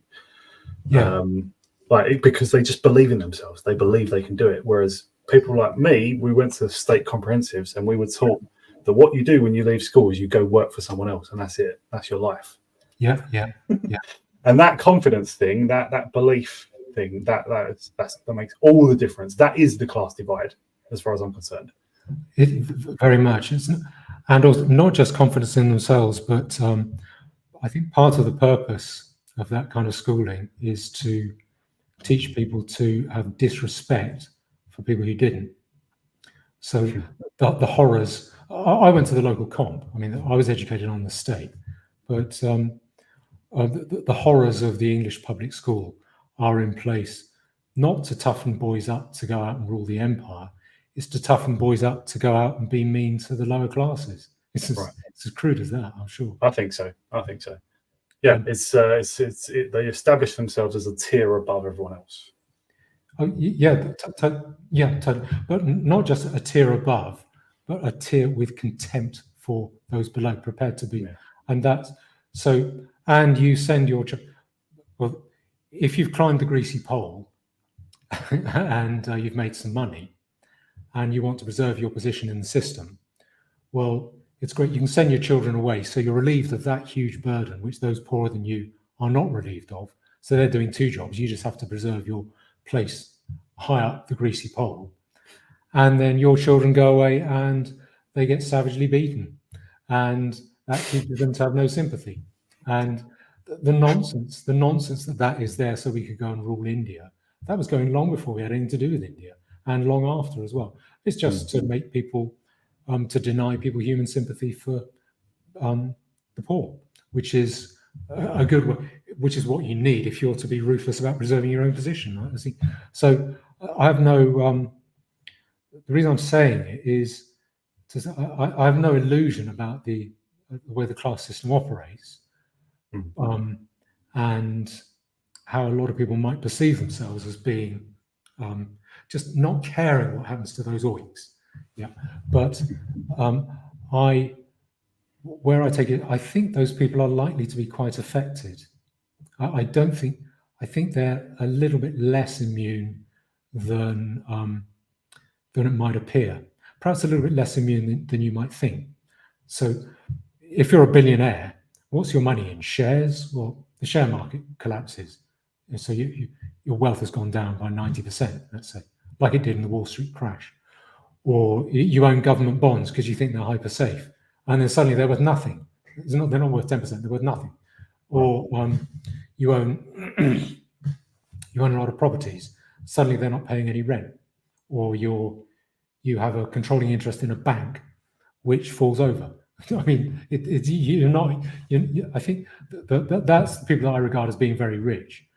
They're not immune. So I mean, in an inflation situation, the people worst affected are those who've got cash in a bank. They're the ones who lose relatively the most, isn't it? Their savings are just invalidated, just made worthless. I think. Well, and rich people's cash, which is bonds, they do the same thing. Yeah, so that's the financial panic situation we're talking about. Like, really, the reason that triggers off this scenario of the state receding and breaking down is because government bonds cease to be a good investment. I mean, that's something, again, that's one of the hardest things to imagine, because that has not happened in Britain. For what has that ever happened in Britain? Never. That they can't sell their debt, they can't borrow. Yeah. I don't know of any point in British history where that happens, but logically it seems that we are advancing towards that, and we may only be a few years away from that. Yeah.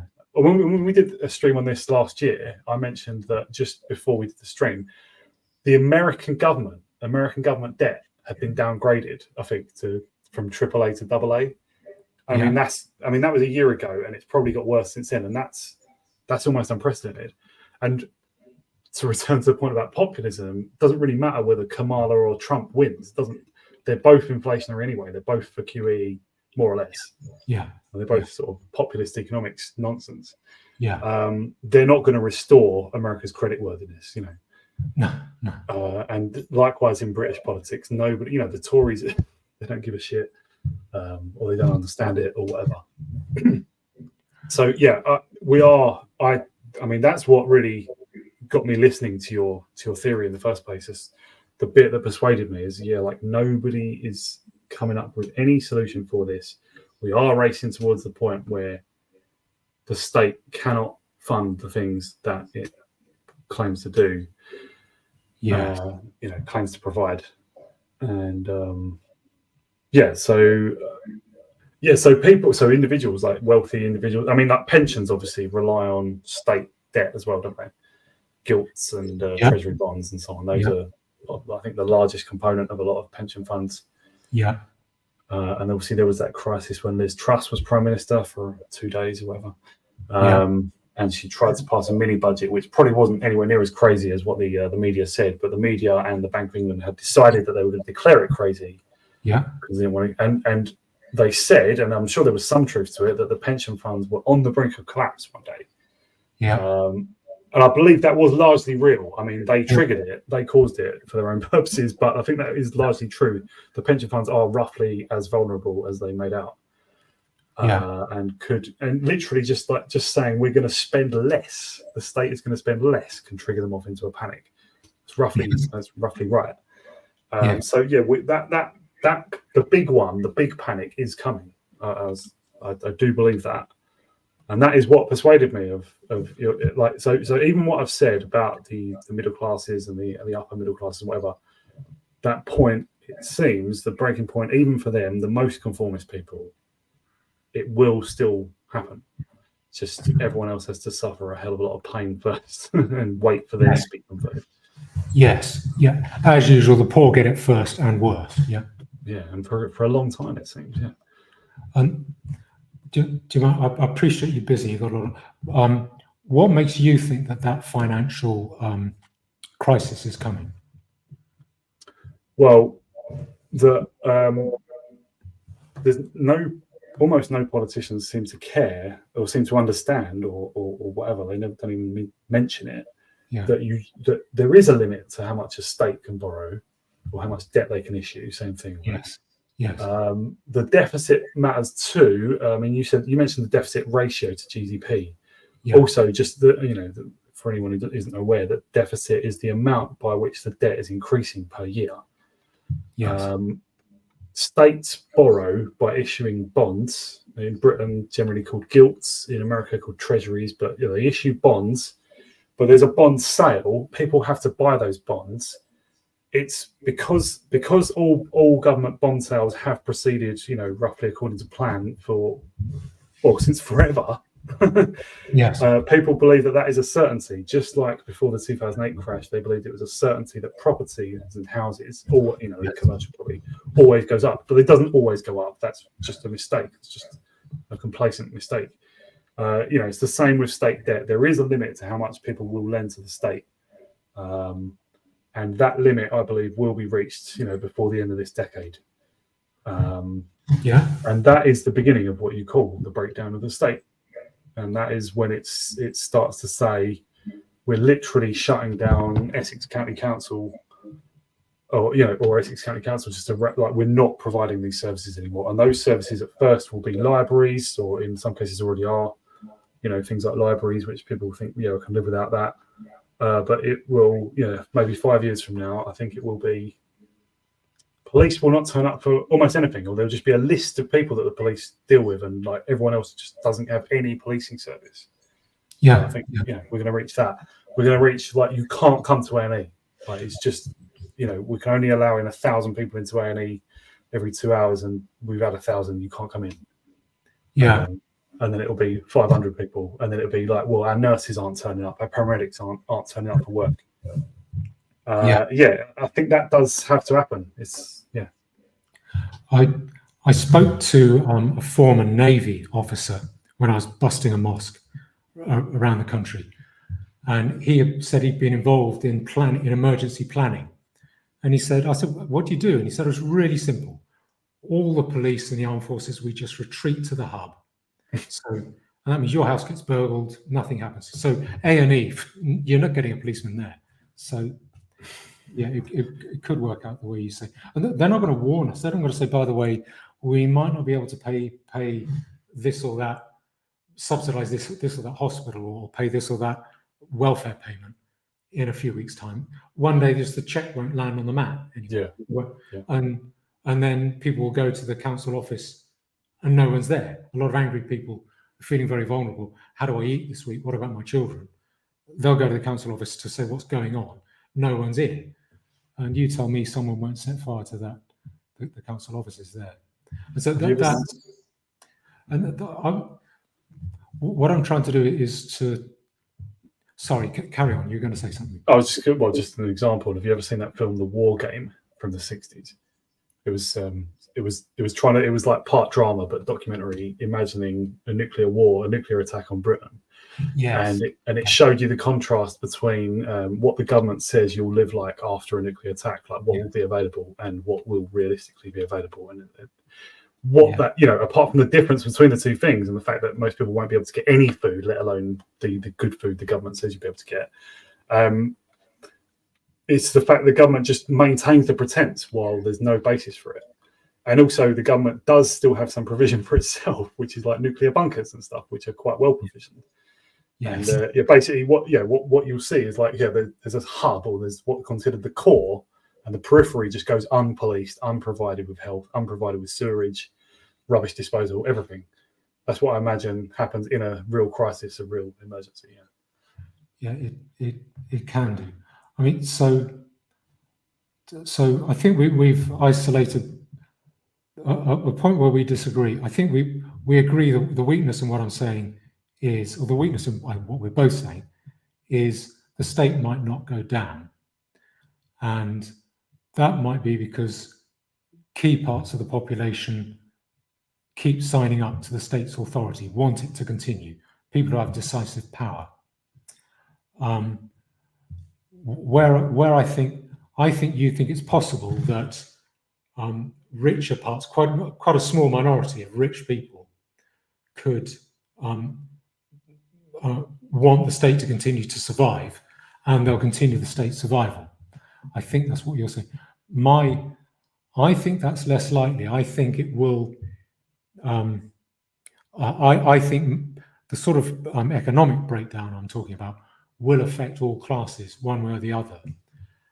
Of course, I think it affects the poor many times worse, but I think that has effects for middle and upper class people as well, because it's if you can't go into town, or if, let's say London, let's say if you're very rich in London, but the streets are a violent chaos because the people poorer than you are rioting and reject the coercive power of the state, then that does have big effects, I think, for poorer people, for richer people. So I don't think they're immune. I think they could get carried along by the tide of discontent. So, I hope so. That's what I prefer. Given that we seem to be headed for, at least most of, a disaster amounting to most of what you predicted already, and like some, probably millions of British people are already suffering an existential crisis. I hope it does go all the way, because nobody should be able to escape it, and nobody should be able to continue to sustain this evil system that has taken over, that we live under now. I don't want it to be able to survive. It doesn't deserve to. It wouldn't be good for it to survive. So So I hope that nobody stays having any allegiance to it, or or continues to identify with the state as it is, because it's completely betrayed us. Yeah, and it's our worst enemy. Yeah, I agree. It is our main enemy. It wishes us harm. Yeah. For its own power. But the nice side of that is, for the reasons I've given, or that I've tried to trace out, we end up with our country back, and the population sifted out and sorted out, and foreign populations remigrated in very large numbers. So because we did our first conversation a year ago, and then towards the end you mentioned about, so we need to talk about this sort of maybe the more difficult part to imagine, but the fun part as well, which is solutions. Yeah. And then when we've talked since then, sort of the mention of solutions is related to repatriation, or remigration, and so on. So do you feel like we've covered that, or is there still, have we covered the solutions thing here, like, or are we covering it at least? I wouldn't mind 10. Have you got 10 minutes more for me to outline it? Yeah. Well, yeah. I just wonder if I'm like, so the purpose of this stream, have we met it? Do you know what I mean? Have we? Not quite. Let's say what I'm talking about happens. You get private legal societies, and they are, or white British people, get up their own form of private legal society, a legal system.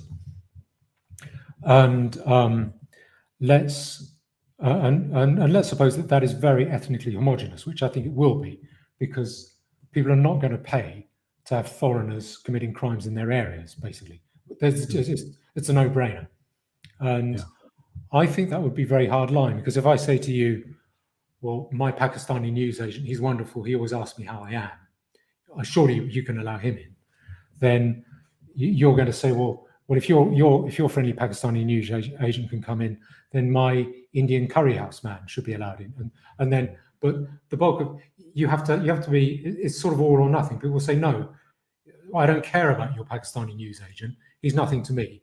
We just don't want, if yours is allowed in, they all have to be allowed in, and we don't want any of them in. So it will be really quite hard line, I think, and I think people will be quite hard line, because if you allow one in, you've got to allow the lot in.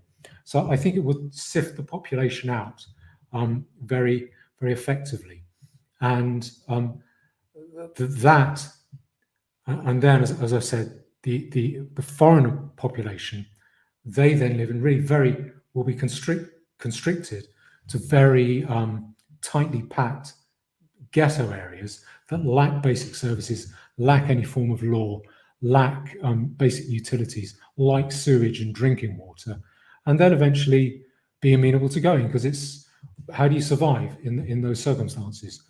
The point I'm leading to, the point I'd like to make here is, I think that kind of breakdown is a necessary element for effective repatriation. And there are plenty of people saying the state can do it. We just elect a government, and the government passes these laws saying you've got to go. We start with this group, illegal immigrants. We start with those who committed crimes. We start with them, those who are on welfare, and then we get rid of the rest of them. I don't think that will work, because I don't think the state can. Firstly, I don't think people are going to vote for that. I don't think that's on the cards. I see no evidence.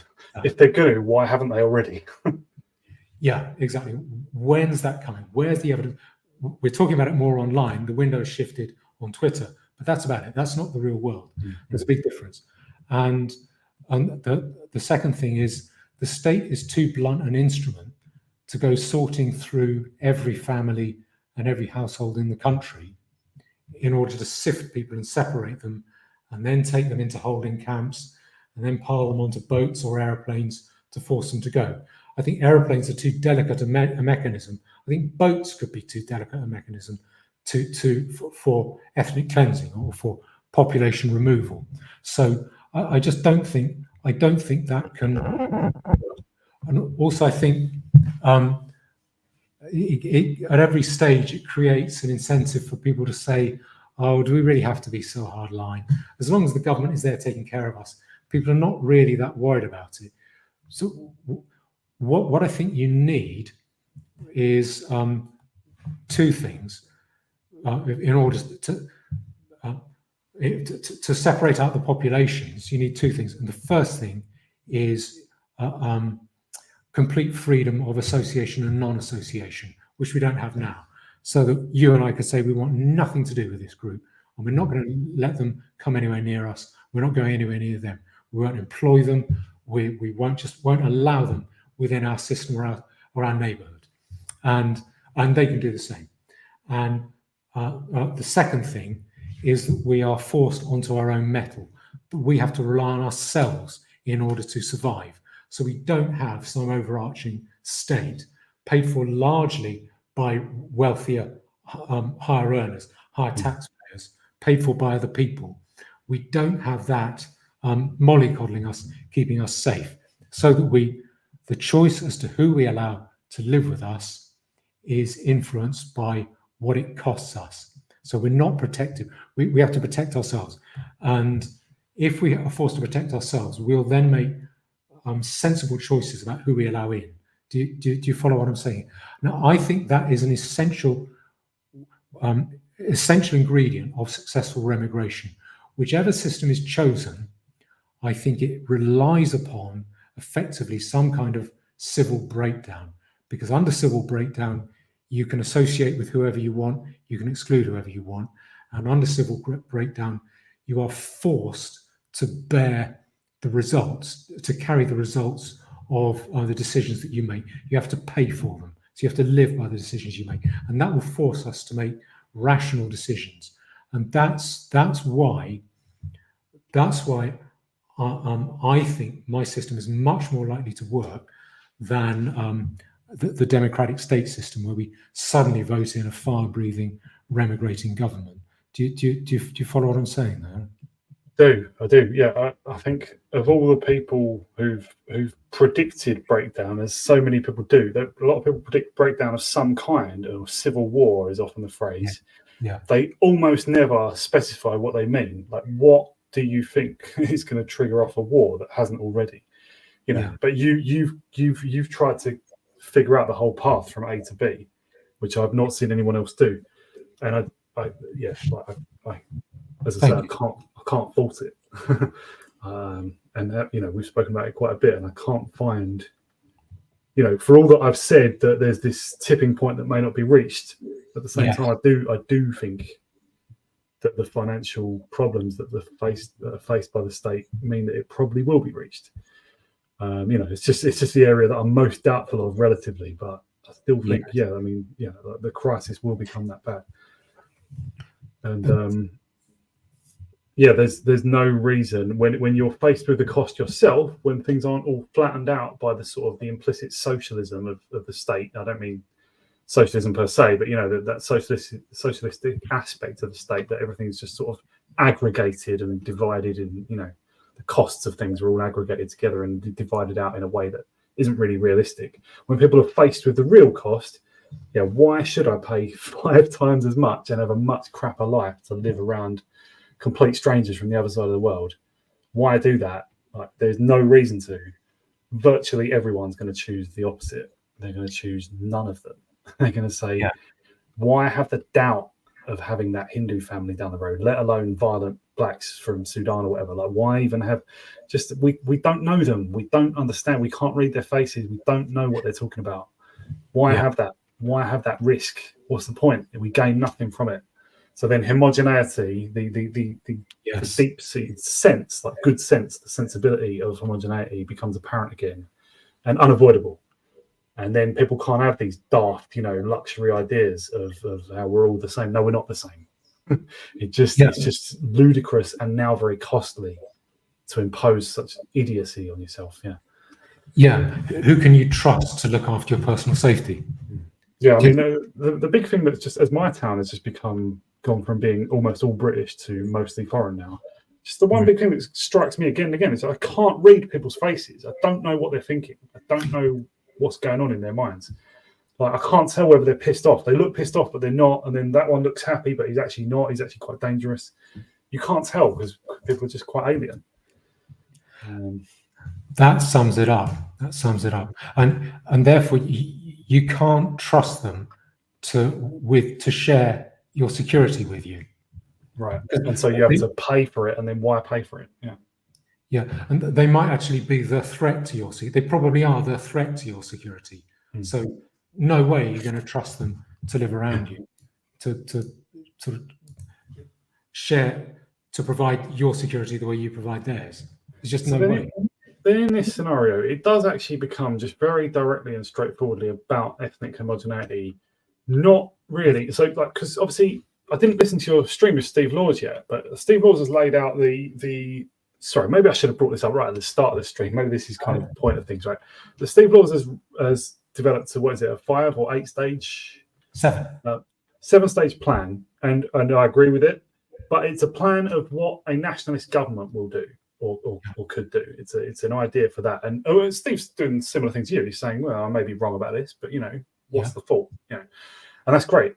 But the scenario where a nationalist government comes to power, there's no sign of that whatsoever. The most people are prepared to contemplate, and it's even 20% or less even now, is reform, which is proposing more. It's just populist nonsense. It's just useless. Like I'm sure their manifesto is a complete joke, like UKIP's ones always were. And the sort of torpid desire to avoid taking these things seriously is so very, very strong. It is stronger than the state's ability to borrow, it seems. Yeah. So the scenario that Steve has imagined presumably won't happen. There is no sort of emotional or intellectual tipping point where people just flock to nationalism. It's like, why haven't they already if they're going to? So I love what Steve has imagined there. I've imagined many times. If I'm made Minister of Repatriation, what do I do? I love these ideas, like putting a boot print on the back of some of their bums, as they're pushed onto the deportation ship. But realistically, I don't see how that comes about. So I mean, that's why I'm talking to you, really. Do you mind if I jump in? And I think Steve Laws is doing great work. I think I admire what he's done with his 7-point plan. Yeah. The reason I think I can't see it working, or where I differ from him, is like you. I don't see us getting it up to vote in a fire-breathing, remigrating government, particularly as we approach minority status. I don't know how we're going to do it, because we'd have to do it almost unanimously. And so far, 14% of the population vote for reform, who want more of the invasion. So I don't see us voting.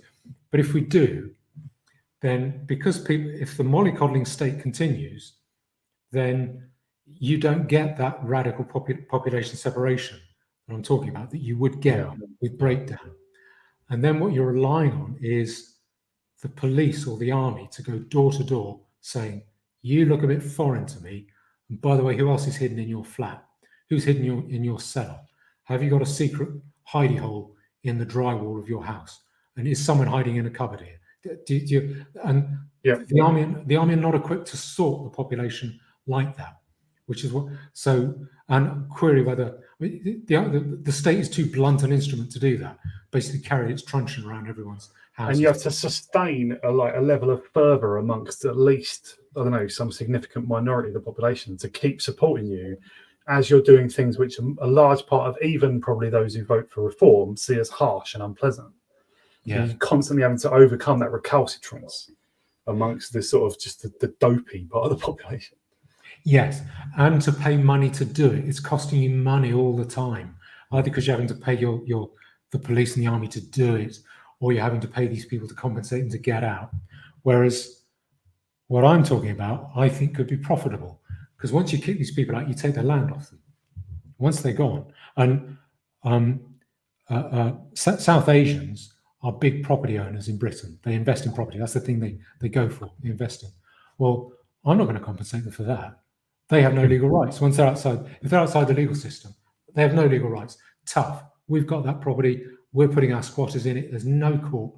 There's no court you can go to because you can't join our legal system. There is no court judgment we recognise. And we're stronger than you. your land, that's ours now.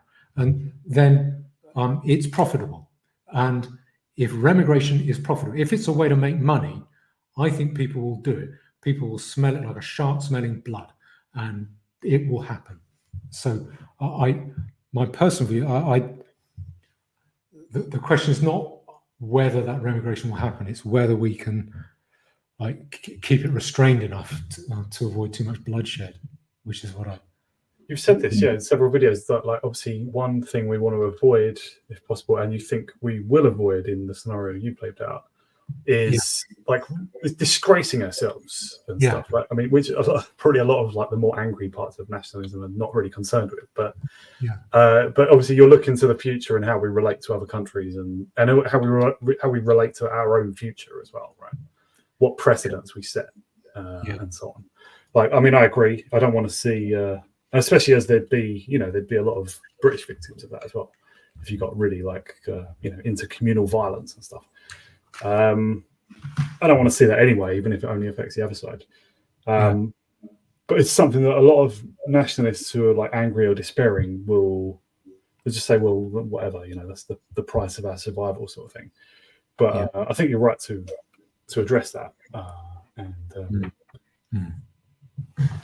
At any rate, it is a factor in whether in the viability of any plan, right? It's how can you overcome how much force, how much of a police state would you want to, if this is going to be the state doing it, how authoritarian do you want to get? I mean, because if you hire tens of thousands more basically thugs, to enforce your laws, well, they become a force of their own, like the stormtroopers in Hitler's Germany did. They can become a danger to the regime or all sorts of bad things can come of that.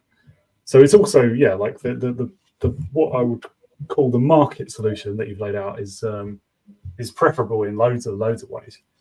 It's just, I suppose, one cautionary thing you could say against it is that if you're wrong, then we just continue on the path towards oblivion that we're on now. But then that's no worse than we're on that path anyway. So I mean, it's not a loss. It's just, I suppose, people who are trying to organise for some sort of political solution would say that maybe you're sapping the reason for people to join them. But to be honest, people who are going to join nationalist groups are doing so anyway. I don't think they're being put off by what you're saying.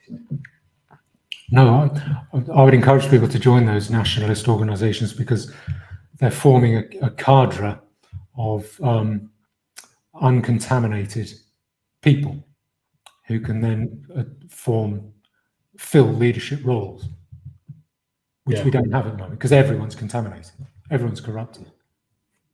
Are you corrupted, do you reckon? Are you ready to take on a nationalist, a leadership role? I'm only joking. I just mean, no. I mean, God knows. I don't want power, but if you have a violent situation, so when it's really violent, there are plenty of people. What's Tommy Robinson going to do? He's no stranger to violence. Are you certain you want him ruling over you? Are you certain you want that? Right. Yeah. I don't. There's thuggish people. There's other thuggish types who they need to not be part of the ruling. Oh God, ruling party. So I'm just trying to think of what other ways have we do we need to address the solutions question. I mean, if it's just a simple case of okay, now your task, your homework after this is just to draw up the new law code.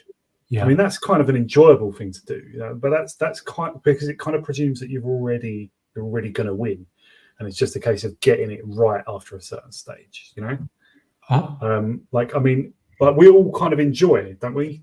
Saying, I would deport these people and then I deport those people, and that's an enjoyable thing to imagine, but it assumes that you're already in a position to do it. I would love it if someone would do that. I have drawn up the basic code of law. What I haven't drawn in is the ethnic restrictions within it. Would that be dangerous to include in what you put online? No, it's just I haven't had the time to. I see. So. I see. Right. Well. yeah, I can contribute a few ideas there. I mean, That like, might that like the might be. people. Go on. Well, I'd say there's certain obvious categories of foreigners that even if your private law arrangement allowed for some sort of ethnic diversity, maybe because there's people who are, you know, a white community, but one of them's got an Indian wife or something. I don't know, like maybe, you know, but the people, like, there are categories of people who any sort of real law should exclude. And they would be obviously subversives, like people who attack, you know, verbally or in other ways as well, attack our existence, who try and invalidate our existence as a people, right? You know, or people who try and live off us, either by crime or by welfare. You know, beggars as well. Obviously, anyone who's committed any crimes against us or even against each other. So there's those obvious categories. So it's kind of like what Steve Laws has done with his, you know, 7 steps. It's like, yeah, well, these are the most urgent people to deport. Then these people. I think one of the virtues of laying out a plan like that, like sort of a pyramid of the most exclusion needing people, is that, well, the reason Steve's done that is because he's been asked. You know, like people are just arguing with him on Twitter, or have just said, why don't you say like what your plan is, and then I can see whether I agree with it or not. I mean, considering who should be excluded, whether the solution comes from the state or from a private law thing, is a question that, if you're debating these things with people, like, it's a question that always comes up, isn't it? It's like, right, so, well, unless people reject any idea of deporting anyone, which some people do, but it's a question that always arises, like, who exactly are you trying to get rid of? Who is it that you see who's the problem? Because, you know, even some civnats say that, yeah, like, you know, the grooming gangs should be deported. So, you know, and they're very angry about those Rochdale 3 and whatever. But, you know, I would go a lot further than that. Obviously, not just the grooming gangs. It's people like people who obviously celebrate our decline, people who are pleased at our decline, or the woeful state that, you know, British people are in at the moment. Or just anyone who tries to rewrite our history, like David Olusoga or something. People like that have got to be got rid of, you know, peacefully, obviously, legally. But I would put it. I would try and keep people happy. I think what most people would do, which I think is entirely right and reasonable, is say, "You look a bit foreign to me. You're out." So, I mean, that's how. That's probably, yeah. Like, for all that we try and specify the different categories of people in a situation where law has evaporated and you need a law system, it is probably going to be as simple as that, isn't it? It's going to just. But it's like you walking down your street. I can't read your face. You're foreign. I'm just not comfortable, and you don't know anything about this guy. And I think people just say, "We can't trust you." You look a bit foreign to me. Don't want you around. And even if there's a foreigner that you do like, other people are going to say, "Well, I don't want him around because I don't want any of them around." We just got to. Rules are rules. I think that's what people will say, and people will be happy with that. As regards things like the people who have been civilizational enemies, so the rape gangs, perhaps some really, really seditious people. My view is, I think they need to be dealt with in such a way that they cast fear into the hearts of whichever enemies we have 100 years from now. Right. So the benefit they give us is they are raw material on which we can demonstrate the firmness and aggression of our resolve. Yeah. So that in 100 years' time, if it's people from Mars wanting to, those people from Mars will think, "Oh Christ, look what they did to those. Oh God, we better not mess with them." So, and possibly the same goes for arch traitors as well. Well, the arch traitors, the line I like. I don't know if you've seen that movie Trading Places with Eddie Murphy. Yeah. That great social commentator Eddie Murphy. Where there's one bit where he says the best way to get back at rich people is to turn them into poor people. Right.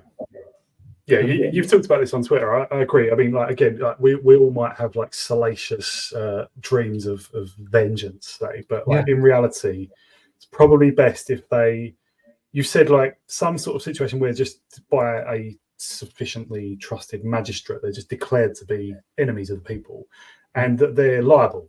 They're like, they lose all their assets to being sued or whatever by basically, I don't know, better people or their victims. Yeah, and that's make it profitable. If you can make retribution profitable, you will impose it. Yeah, I think again that makes sense. It's not going to solve everyone's bloodlust, as it were, but it's probably going to be the best outcome, like a low cost transfer of their wealth to better people, them losing their loot, their profits. Yeah, and then having a permanent ankle tag, and any money they get, well, we take it off them as well for the rest of their life, and they're generally denounced as well. Yeah. Maybe this might be substance for a future stream, dealing with what we do to people, because I think that's not just bloodlust and vengeance. I think it's worth talking it through, because it gives people a pattern they can use rather than just stringing people up. Yeah, I mean, if you're satisfied with this one's, at this point, maybe we could draw this one to a close. But yeah, I suppose that is one of the questions that we've sort of not addressed. But like punishment without without going crazy, how problem people should be dealt with. That is something that needs to be examined, isn't it? Yeah. Should we wrap up there? I don't think I need to summarize the key points that we've identified. I hope this has been sort of what you wanted it to be, because I sort of had to begin the whole thing by actually asking what exactly are we discussing here, and it's because we're imagining a future with loads of different moving parts, and that is actually really difficult. But if you're happy, then cool. Yeah. If anyone commenting, if you can pick holes in what I'm saying and say this is a problem or that might be a problem, I want to hear about it. Please put in. Don't be polite about it either. Just tell me. I'd like to know. Yeah, I think that's the most valuable thing anyone can do watching this. Find our error, find where we're wrong. Yes. Thank you, Horus. I've enjoyed this, and thanks for your time. Cool. Yeah, I've enjoyed it as well. And get in touch anytime if there's more points to discuss. Yeah, and I hope people will read your writing. It really is good on Substack. Cool. Yeah, this should be the next piece should be out soon. I'm just finishing that. So eternalhorus.substack.com if anyone wants to have a look. If you can send me a link, I'll see if I can stick it under this stream on YouTube. Okay. All right. Sure. Oh, it's actually on your Twitter page, isn't it? I'll get it. Okay. Yeah, I'll just posted it to you now. I'll end the stream. Yeah, should we say cheerio? All right. Cheers, then, Gavin. Yeah, I'll drop off now. I'll talk to you for a couple of seconds afterwards, but I'll end the stream now. Okay. Okay. All right. Cheers. Bye, everyone.